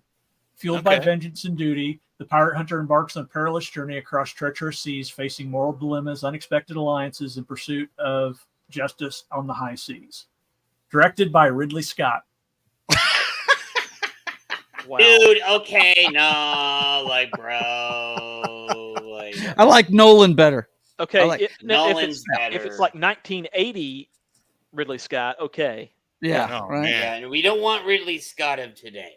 If Well- we got Ridley Scott, we might as well bring Russell Crowe back. I mean, But Well, I'm actually looking well, I forward mean, to... you got Napoleon coming up. So I was I mean, supposed to say I'm looking yeah. forward to Napoleon, so... Well, and I think I'm sorry, they're- guys. I am. I think there's going to be a Gladiator too.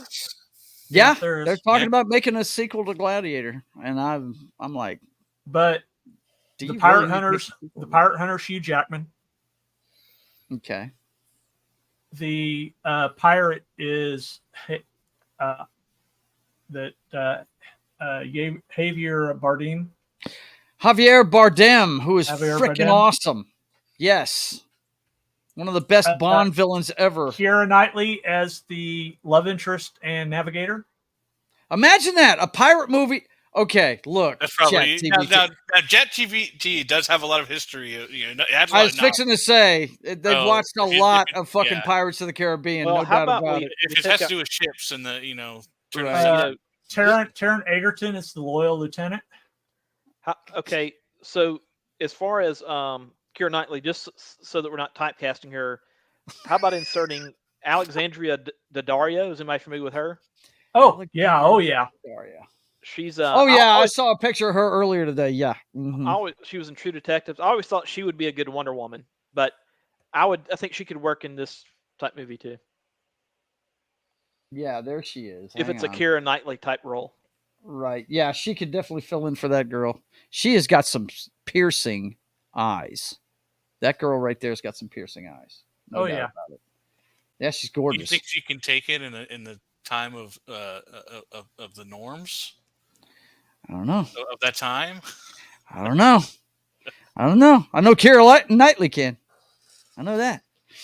But yeah, this is fun, man. Matt, I don't know how to present. Maybe John's a little better at this than I am. Maybe he can figure out a way to post your movie about nothing at all, but loosely combined randomness. Everything all at once. I don't know. That's what basically. It's a great concept, though. Yeah. It's a great concept. It is. That's a great concept because it makes me think of things like Groove Tube and Saturday Night Live and the Kentucky Fried Movie. You know, a thing with short skits. Amazon Women on the Moon would fit in there too, kind of Jeff. in the line of Attack of Killer Tomatoes. Some of that kind of thing. Yeah. Anytime I think of that, like segregation of the storylines, to me, I always think of like Crash, where it's when you have all these random storylines and then they all just like mash together at some singular point. Yeah, there's got to be. I have no idea how they're connected, how they're going to all meet up at that one point, and then boom, that's the pivotal scene. I'll tell you a good movie like that, though. Have you ever seen the movie Vantage Point? Have you ever seen that one? Check out Vantage Point sometime. That's the one is where they have really a bomb or something like that. And there's a terrorist incident or something like that. I remember seeing the trailer for that. I never. And I want to say, who is it? It's the. What do you want? I want to say it was Dennis Quaid. Wasn't he in that movie? I know Sigourney Weaver was. I know. I can't tell past this freaking pull-ups that is trying to. What did you want the theme of this movie to be for the running theme? See that I haven't worked that out yet. Yeah. No pressure. Yeah, no pressure at all. I don't. We'll come back to it. This is not going to be the I'll only. make a disaster movie. Disaster movie always works. You know that. Let's see. Vantage Point. If you haven't seen this movie, it's very good because good cast in it. Bruce McGill, Matthew Fox when he's in the prime of his lost days. You know? But if you've never seen it, that shows you the incident through different people's eyes, not simultaneously. They like it'll be 15 minutes of one of the people, and then they'll go back to the beginning of it and show you from somebody else's vantage point. It's really neat, and I think. Yeah, Dennis Quaid's the Secret Service guy, and I think Sigourney Weaver's in it. Yeah, I've seen that guy before. I mean, Forrest Whitaker. It's a good movie, dude. If you guys have never seen that, check it out sometime. It's really, really, really good. I've got your movie, Matt. All right, here we go. Everything all at once. All right, oh boy. It's called Threads of Survival. If Young is in it, then Threads of Survival? Yes. I thought the title of it was Special Features. Well, it could be Special Features. It makes its own if you let it. Okay. Threads of Survival weaves together a collection of disparate short stories, all set against the backdrop of an impending world-ending disaster. Each story explores different aspects of human resilience, determination, and the various ways people cope with the looming catastrophe. As characters face their own fears and confront the unknown, their journeys intersect, forming a tapestry of interconnected stories that ultimately highlight the power of hope and human connection in the face of adversity. Directed by Denis Villeneuve. So did they all come together at the end, Matt? Yeah, I mean, there would. I guess you find the connections as you get deeper into the movie. Yeah, you do the stories, and then what you do is you all connect them at the end, where you have this big. I think this could be our first franchise, though. See, I think this could be special features. You do that one, but I'm sitting there thinking as he's reading it off, I'm like, wait a minute, this is supposed to be special features on a DVD. How about we do like a mockumentary on the making of Threads of Survival, and we actually fired the director halfway through the show, and we have the two directors fucking pissed at each other for what they did about the movie. You mean like everything Lucasfilm does? Yeah. Right. Oh my god, I was about to say you beat me too. Like, well, we've already seen that. So I mean, Emma Stone is Grace, a young scientist racing to find a solution to the disaster while grappling with her own personal regrets. I love it. She's perfect in comedies. I'm down with it. Yes. Idris Elba is Marcus, a seasoned emergency responder leading a group of survivors in a desperate quest for safety. Okay. Emily Blunt as Eva, a single mother determined to reunite with her estranged daughter amidst the chaos. Never can have enough Emily Blunt. Go. Oscar Isaac is Javier, an astronaut stranded in space. The first time we've heard his name. Facing isolation and inevitability of the disaster. Okay, this one's for Knock. Okay. Tom Holland as Leo, a young artist chronicling the last days of humanity through his artwork and forging unexpected bonds. Dude, that would be something he would do good at, you know. Yes, he would. We just did it. We completed it. There you go. Naomi Harris is Sophia, a psychologist who volunteers to support those struggling to cope with impending disaster. Oh, man. Michael B. Jordan is Malik, a charismatic leader of a group trying to establish a new community in the midst of the chaos. Jessica Chastain is Nina, a journalist racing against time to document. Now she's a franchise killer. You got to put you got to put the kibosh on that one, bro. She's a franchise killer. Who's that? Nina, Jessica Chastain, man. Okay, we'll leave Jean that Grey one in out. the X-Men movies, the newer ones. Yeah. John Cho is Alex, an IT specialist using technology to connect isolated individuals in their final days. Jon Snow, help me out. John Cho. Okay. He's been in a bunch of Disney stuff, and he was in WandaVision too. Oh, okay, I got you. Ant-Man. Yeah, he's Sulu in the rebooted Star Trek. Yeah. Gotcha. Chloe Grace Moretz. Okay. As Lily, a teenager who finds unexpected strength and purpose in helping others survive. So, John, I thought about her for Darth Zana also. Yeah. What's the name? Is that Hit Chloe Grace. Yeah, Hit Girl. Hit Girl. Oh, Hit Girl. Okay. Yeah. Threads of Survival captures the diversity of human experiences as characters from different walks of life navigate their individual challenges during the world-ending disaster. Through their stories, the movie explores themes of courage, compassion, and the human capacity to find meaning even in the darkest of times. Very cool, man. I like that one. Nice. But I like my idea about the mockumentary about it better. Yeah. like if this is Spinal Tap. Yeah. Exactly. Spinal Tap is legendary. The prompt I wrote for it was pitch and cast a movie about disparate short stories with a running theme of coping with the world-ending disaster. Okay, there you go.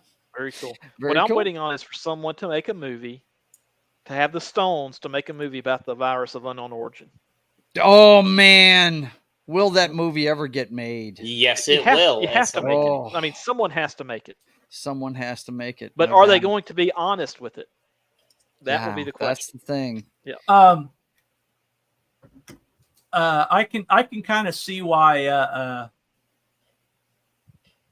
the writers are worried about AI. Worried about AI. Yeah. But then I look at this and I'm like, who needs writers? We can replace them with AI. Yeah, they should be scared. But is the answer to that striking and saying we're not going to do shit? No, you're begging them to replace you. You Well, are begging them to I replace you. think they're striking. They're using a 1970s playbook here. Like the traditional thought pattern is we strike until we get what we want. Well, that worked when technology wasn't where it is now. No. Yeah. So the whole union mindset, it's stuck in the past. Yeah. Absolutely. No doubt. Hey, look, I worked. It was a union job I worked at. I mean, we're aware of right to work state Louisiana is, but I went ahead and joined the union at Libby Glass just in case they tried to screw me for some reason, and I know knew I wasn't in the wrong. I would have somebody backing me up. That's why I did it. But a lot of their stuff I'm just not into. Like, for instance, everything's seniority in a freaking union. Everything's seniority. It's not job performance. It's freaking seniority. Yep. You know, and that I'm just not down with. If you do the job 10 times better than somebody else and they've been there a year or longer than you lose the job. Well, do you know why teacher unions are so enormous? It's not because every member of that union wants to be in a union. It's because they have legal protection in case some crazy parent decides to sue them. That's it. So a lot of it is about legal protection. It's about things you wouldn't think it would be about. That's exactly why I joined it. Yeah, that's exactly why I joined it. To go back to the SAG strike. Mm-hmm. They've added a new demand. Uh-oh. They now want health insurance. Health insurance for actors? No, for the writers. Okay. Sorry, did I say SAG? I meant wait. SAG. Doesn't the writers already have health insurance? Pretty sure they do. Well, no, that's what they. I would think it could depend on, like, if you're writing for like a sitcom or something that runs, if you're on staff, I would think you would have insurance if it's a continual type employment. Well, I'm going to say a name that Knox said he's tired of hearing, but Chris Gore had a show on earlier I was watching, and he had a writer on there. I can't remember the guy's name. I came in late, but he was saying how these guys are crazy with some of the stuff they're wanting to do. He said, this has always been a gig economy, writing. He said, it's always been a gig economy. He said, most really good writers, like a Taylor Sheridan, they write something and they give it to the highest bidder. They put it out there and say, hey, who wants it? How much are you going to pay for it? So if they're wanting insurance, that tells me that they're maybe currently they're independent contractors, like exactly Chris was alluding to. Like wrestlers are. This right? Is from 4 days ago. WGA introduces new healthcare demands that could prolong strike. Okay, gotcha. Yep. It sounds like they're a long way apart from each other. Yeah. Well, and I think, one thing that is on the studio side, they all have streaming services and they all have content. They can wait these guys out. They can. Yep. They can put some of their backlog that they haven't put up there. Like I'm still pissed at Disney. They haven't put some of their classic films up there. They won't. That were live action, like the Scarecrow of Romney Marsh that I love so much, with the guy from The Fugitive, or not The Fugitive, and in it. What was it? The Oz movie they made in the 80s? They won't put that up there. I don't right. Because, Swiss Family Robinson, you don't see that on there. That was a classic movie they did. Some of that stuff is too problematic now. Well, this says the demands include a point that the companies agreed to a health care benefit extension that would give the striking writers more time to qualify for health coverage that many face losing because of lack of earnings during the work stoppage. Under the old contract, writers had to earn at least $41,733 a year to qualify for health care coverage. But with 3 months and counting of earnings already lost because of the strike, the writers have less time to attain that earnings threshold when the strike is over. I see what they're after. And if they did put some stuff up there, Joe, they would censor the hell out of it. Yeah. Well, yeah, that would suck, no doubt. They want comprehensive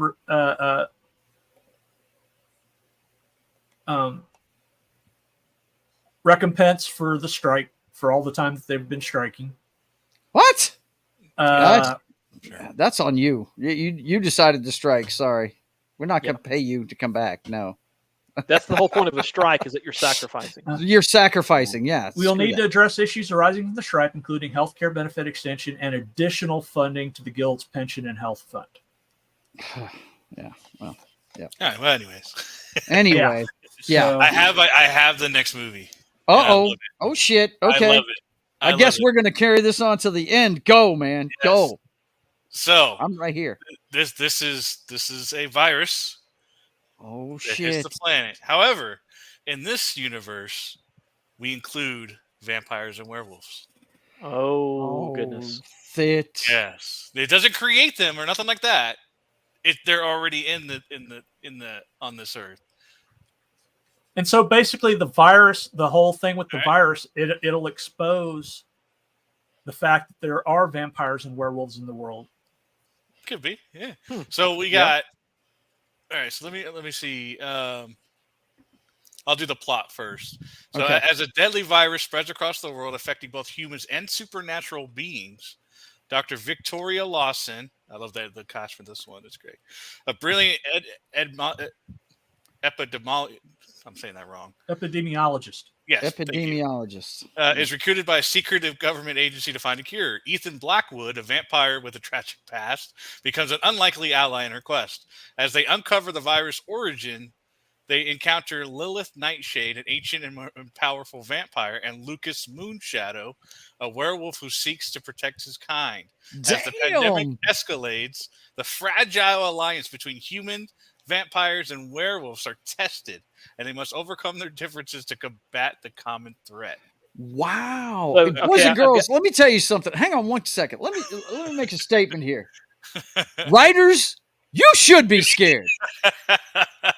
You should be scared of this shit. That sounds like a fucking movie I would go see. Cast a movie about a virus that hits the world that includes species like vampires and werewolves. That's all I said. Sounds like Underworld during a pandemic, man. So sounds it's called cool. Epidemic. The title is called Epidemic Eclipse. That's the title of it. Kind of, Not bad. Eclipse just kind of makes think of the Twilight movies. Yeah, I think it's gonna go there. Are we gonna have glittering vampires? Director is God, I'm so terrible with name. Guillermo del Toro. Guillermo del Toro's gonna direct this thing? Yeah. Dude, do you know who that is? I'd have to look it up. I'm not good with directors. Have you ever seen Hellboy? Yeah. Oh, yeah. The good one. The good one from years ago. Then the good one, not the shitty That's one. him. He made both of those two movies. He made that one and the Golden the Circle. Ron Perlman ones or those bad? Yeah, the Ron Perlman ones. Okay, yes. Yeah, he made the two good ones. Yes. All right, so Dr. Victoria Lawson, who's the main character, is Natalie Portman. All right, so she's the doctor. Okay. Yeah. She's played a smart scientist in some other movie. I'd say Rachel Weisz. That's the one I would think of. Rachel Weisz would be the one I'd think of. Ethan Go ahead. Is Alexander Skarsgård. Who? Who's he playing? Ethan Blackwood. Ethan Blackwood is a vampire. Mac Daddy that bangs the scientist? Ethan Blackwood is the vampire with a tragic past. So Ron Perlman. Whiz. Wow, that's going to be a stretch. He was only on True Blood for damn near a decade. So Ron Perlman as the werewolf. So Lilith Nightshade is one of the vampires. That's Eva Green. Got to bring Eva Green back. Dude, and AI is in love. Yeah, they love Lucas Moonshadow. Now you do want to these things they learn from what you tell it. So yeah, my friend, you must be a fan of Eva Green. I've never used ChatGPT on this computer before. Okay, so I don't know. But Lucas Moonshadow, who's the werewolf, that's Henry Cavill. There you go. Werewolf. Yeah. There you go, ladies. And then Your just a couple supporting cast. Here. We got a Dr. Gabriel Carter, played by Jude Law. Of course, he would play, be a doctor. Amelia Frost, played by Emma Stone. Dr. Marcus Cross, played by Oscar Isaac. Oh wow. They should be scared, guys. They should be scared of this shit because that sounds like something I would go see, man. I think it's crazy how it combines the virus that affects. It just affects everybody. It doesn't. Yeah, hell with it. Yeah, just make it affect everybody. Yeah, that's awesome. That's really cool, man. I dug that premise. Are you guys enjoying this exercise that I came up with? today. I think Chat been fun.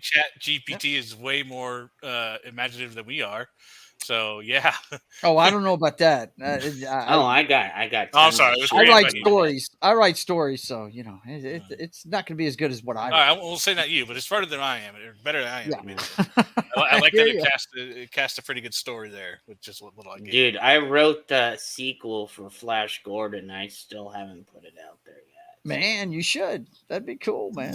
That'd be cool. But I thought it would be a cool exercise to see how we'd cast movies and stuff like that, you know. And listening to that, I mean, it apparently is taking some pop culture cues because I mean, the Skarsgård one, him being the lead vampire. I mean, come on. My wife to this day is in love with that man because of his stint as Eric Northman on fucking True Blood. She is if you look at her phone right now, is it a picture of me and her together? No.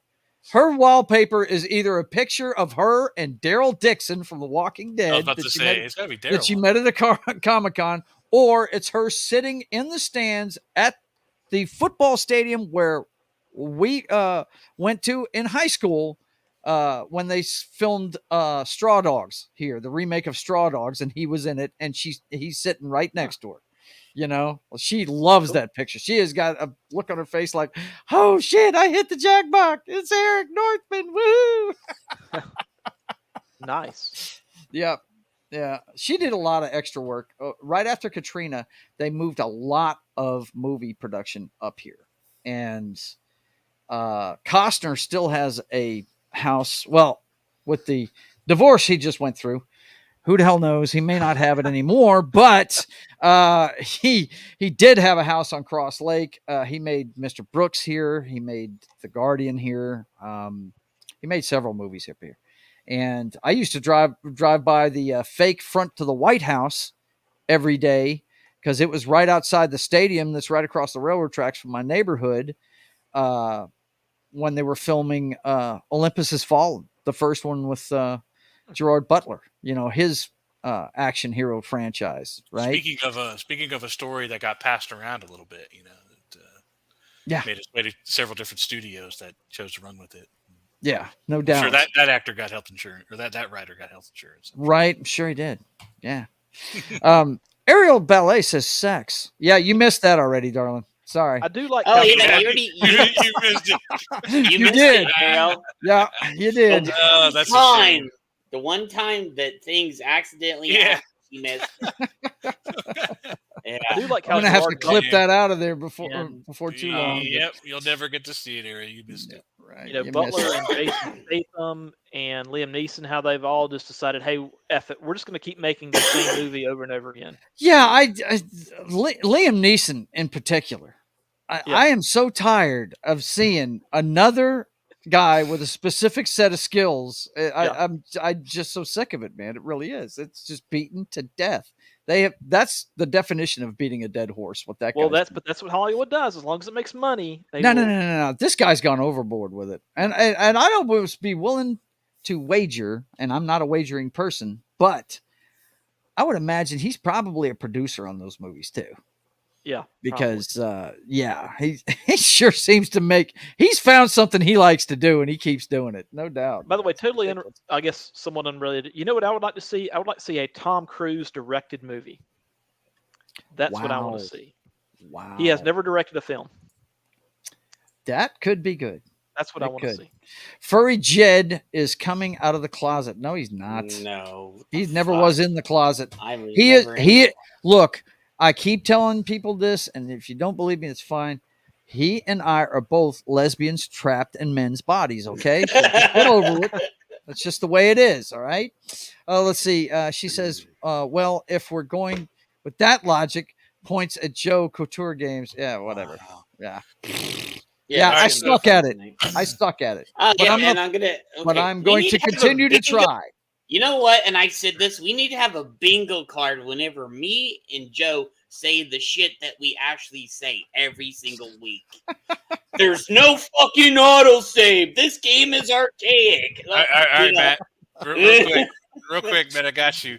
Based on his previous work in public persona, a movie directed by Tom Cruise might fall in the action adventure or science fiction genre, with a focus on high energy stunts, intense storytelling, and cutting edge visual effects. Of course. Gee of course whiz. Odyssey of Valor is the name. Yeah. Odyssey This of is an action Valor? adventure science fiction. In a near-future world where advanced technology has blurred the lines between reality and virtual reality, a group of elite soldiers is tasked with a mission to rescue a kidnapped scientist who holds the key to preventing a catastrophic global event. Actually, I think they did that As movie. they traverse through dangerous virtual landscapes that mirror historical battlefields and mythical realms, they must confront their own fears, doubts, and past traumas. The journey becomes a test of their physical and mental limits, pushing the boundaries of human potential and redefining notions of courage and sacrifice. Dude, Isn't that Ready Player One?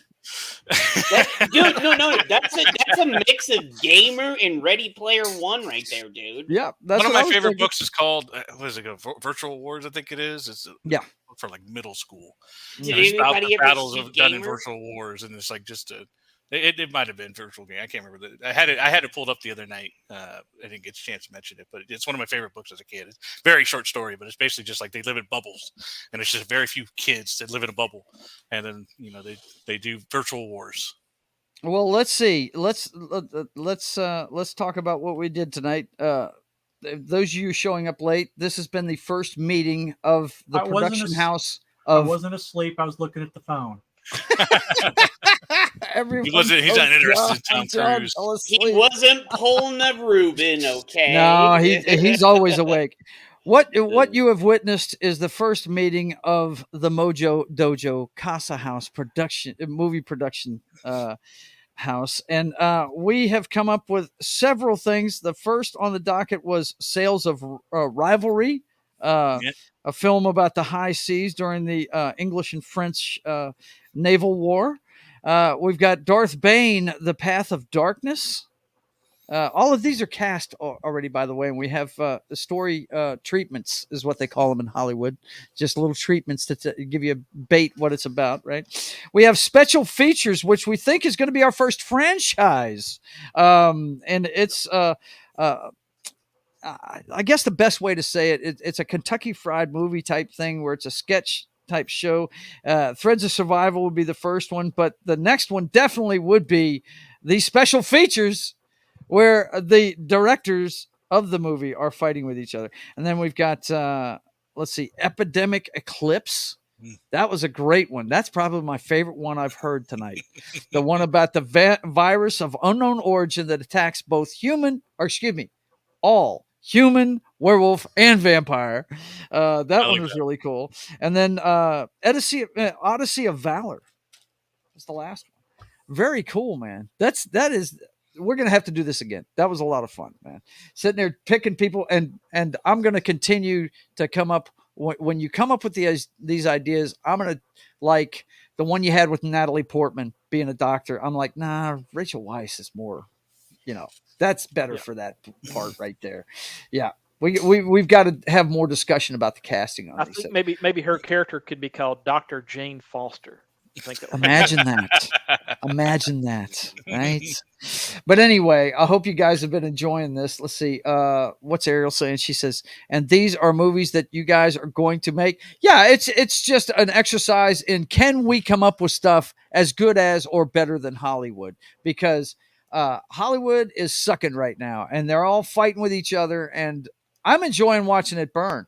It looks like a big pink mushroom cloud, and I'm digging it. I'm digging it. I'm digging watching it, and I hope, when things get rough, you know what they say? They'll eat each other, right? And that's what they're doing right now. Yeah. Let's see. What else we got here? She said, did you put down that, what is she saying? Muzzle slough tragedy? I mentioned to you guys a while back. This was the dispute in California, I think in the late 1800s. Maybe. Okay. Oh yeah. I will make a note of that. Okay. Well, I think the next time we meet, like real workers. Yep. I would think maybe like a There Will Be Blood. Right. Kind of yeah. deal. Hell Wheels. You mean we got to bring Homeboy out of retirement? I don't know if he'll do it, man. I don't know if he'll do it. Make it. He's retired. He's not making any more movies. Make it a musical with Taika Waititi directing. How about that? No. No. If Taika Waititi's name comes up and it's not a comedy, then I'm gonna have issues, man. I really am. How about a comedy about the virus of unknown origins? Oh, I could do that. Yeah, but see, comedy is going to be such a hard thing to do because everybody gets offended by something these days. Oh, Everybody you want get offended? Let me make a movie. I'll offend Right. every motherfucker in that room. All right, guys. I Well, grew listen. up during the good time when Robin Oh, we know the and woke. Eddie and We know the woke terrorists will tear it down. We know Hardlin. that. Oh, dude, you want me to make a movie that offends every motherfucker? Give me that.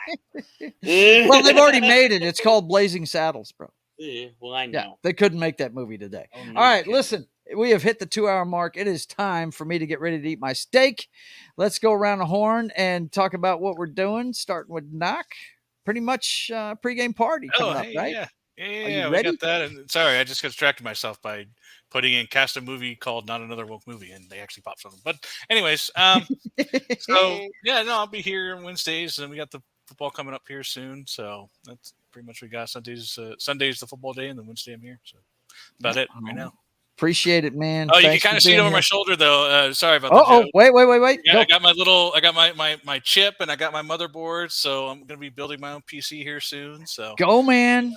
Go, man. Remember, 3 monitors. You need 3 monitors. I'm gonna do at least 2. I'm gonna do. That's there's right. a chance, That's right. Ariel. That's kind of the point. 2? I don't know what that is. I'm building my system here soon. I'm hoping to have it before Starfield comes out because I'm gonna have that whole second week of September off. So. There you go. That's what I plan on Sounds playing. great. So. There you go. We'll Okay, see. thanks, Not. I appreciate it, buddy. John, what's up, bud? Oh, I hate self-promotion. I know you hate it, but you got to do it. You got to do it. Well, you can find me here, obviously. You can also find me on Pop Culture Minefield most days, either at 10 a.m. Central or 2 or 3, depending on if it's Friday or Saturday. Mm-hmm. You can also find me on that 70s Rock Fans channel on Mondays at 4 Central. And you can find, generally, unless I have an eye doctor appointment that goes on forever, me streaming on my own channel on Tuesdays at 4 Central. Mm-hmm. And yeah, so the next thing up on my channel is the part 3 of the Godzilla Showa era retrospective. Very cool, man. Sounds good. Thanks for coming, John. I appreciate you, buddy. What's up with you, Matt? Yep, you can find me here with the Wednesday 5:30 p.m. stream, Dre's Atmosfere, the State of the Atmosphere, and occasionally Friday nights with Jed. We got the pregame party coming up. You may see me occasionally on Talks a Lot Entertainment, Corey Harrison's channel.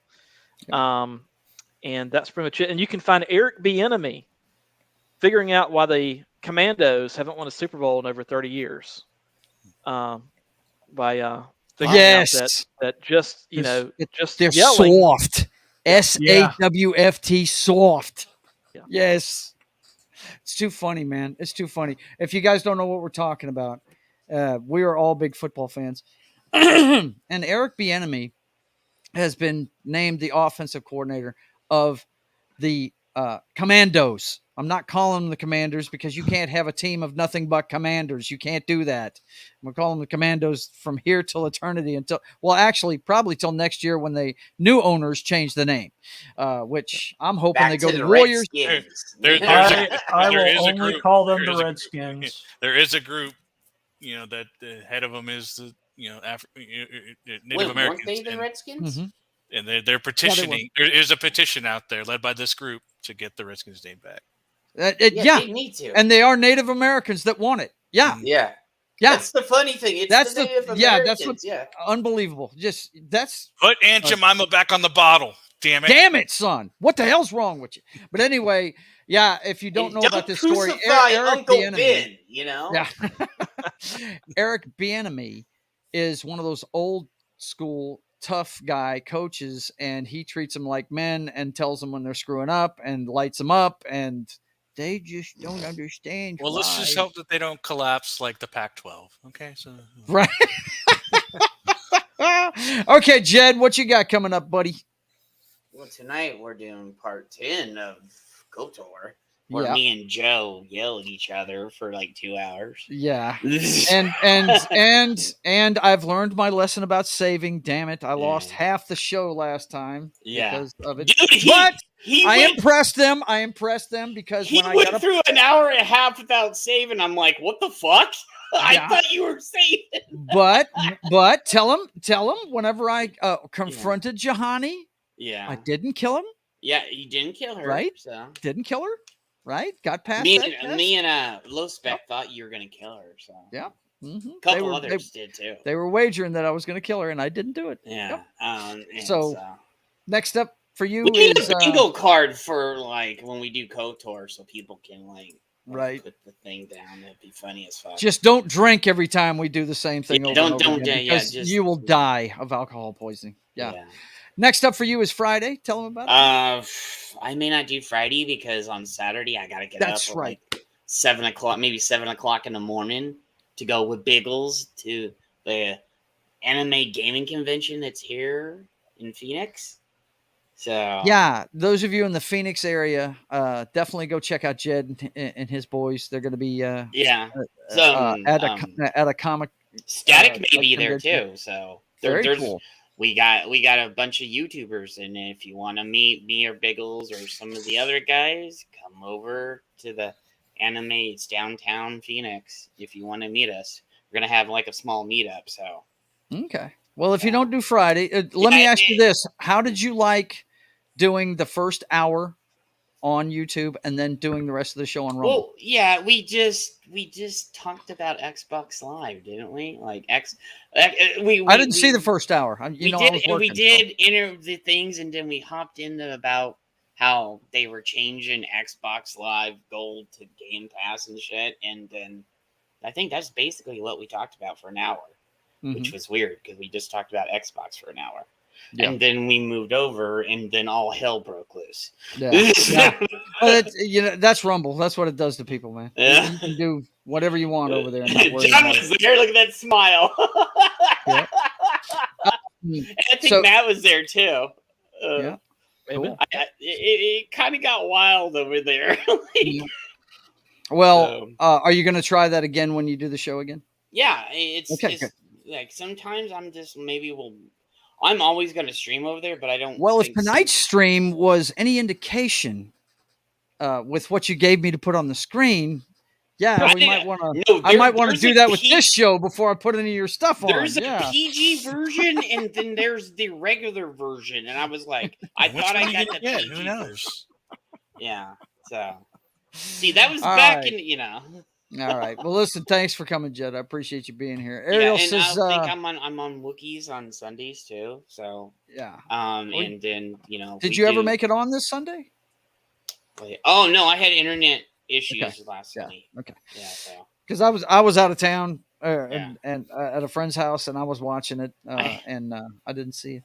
I just sat there and sat there and sat there and sat there, and I'm like, okay, and then watching TV, and I would because off my antenna, and I was just like, see, people don't understand. Antennas are good still, people. You must have, if your shit goes out and you don't have internet, hook your antenna up. That's the thing that cracks me up about these people. The thing going on right here recently, guys, is Fox isn't on DirecTV right now, and everybody with DirecTV is upset about it. I'm like, go get an HD damn antenna and hook it up. And it's free. Why are you worried get a Blu-ray or a DVD player, and you can just watch whatever the fuck you want if your shit goes out. That's it. Yeah. Ariel Ballet says it's like how the black people want to keep the team, the Panthers. Oh man, come on. Raises fist in the air. She says, the power. Are you able to be in the sunlight anymore, Jed? Or does it hurt when the light hits you? Wait. She has that. I'm not a vampire. Or you watch Blu-rays and DVDs. No, he's just a furry. He's just a furry. He's able to go outside. He'd be all right.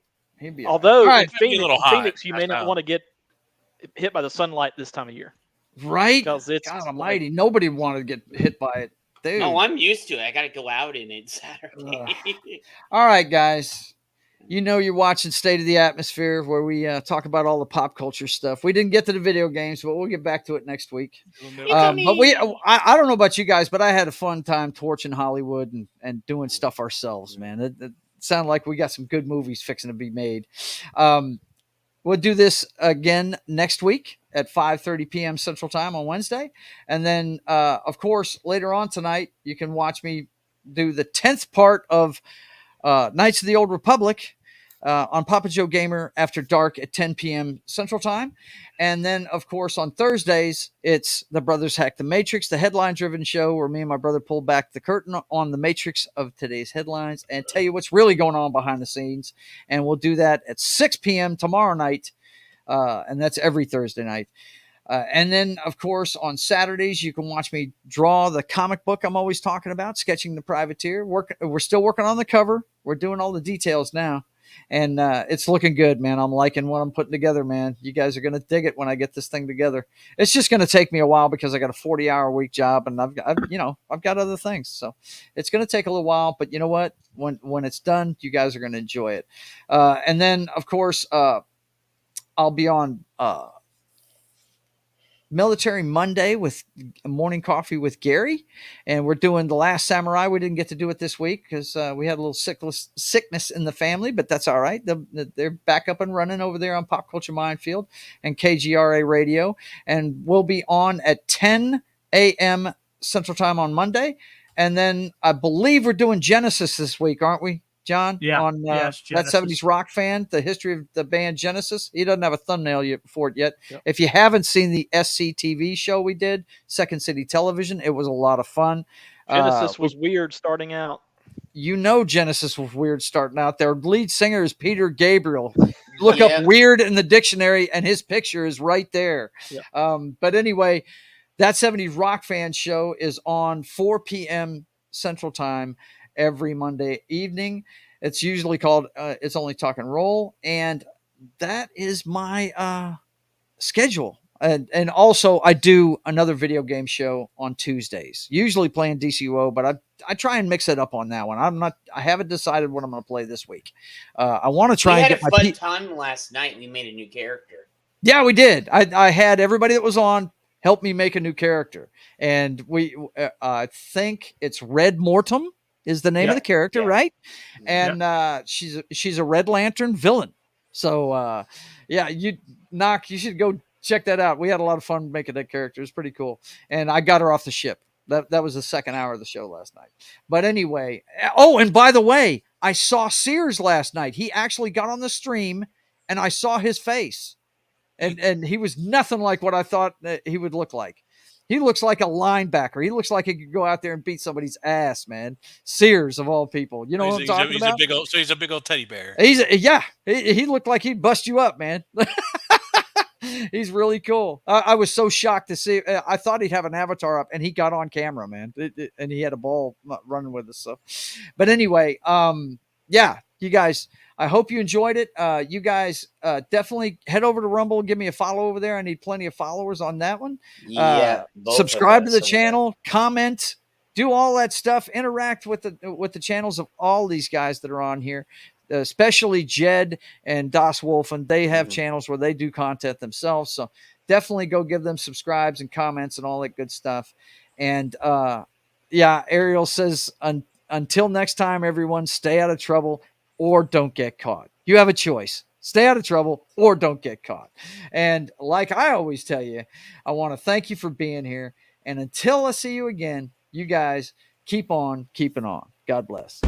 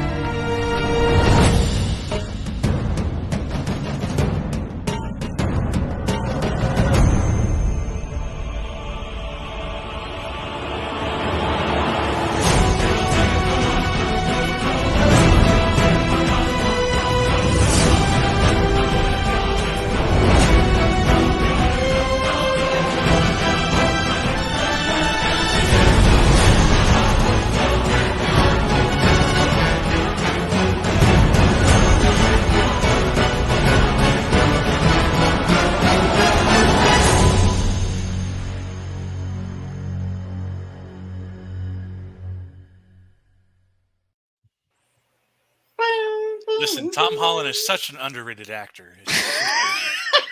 He shouldn't have understand been in Uncharted. He's so under. He doesn't have the right